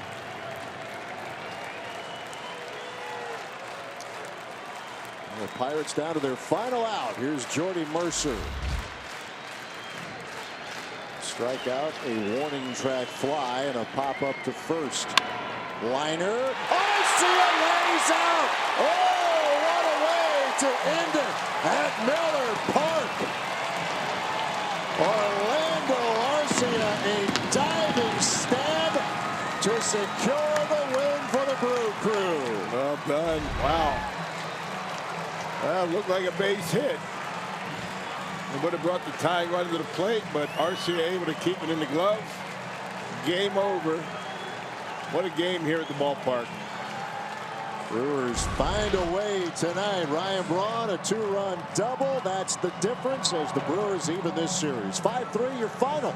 Well, let's send it to Craig Gashawn, ready to go with Brewers Live. All right, Matt, thanks very much. How about this guy, Josh Hader? Blown save, gets the win. Still looks dominant. We'll break it down here from Craig Counsell, get you set for the rubber match of this 3-game series coming up tomorrow afternoon next. Stay with us.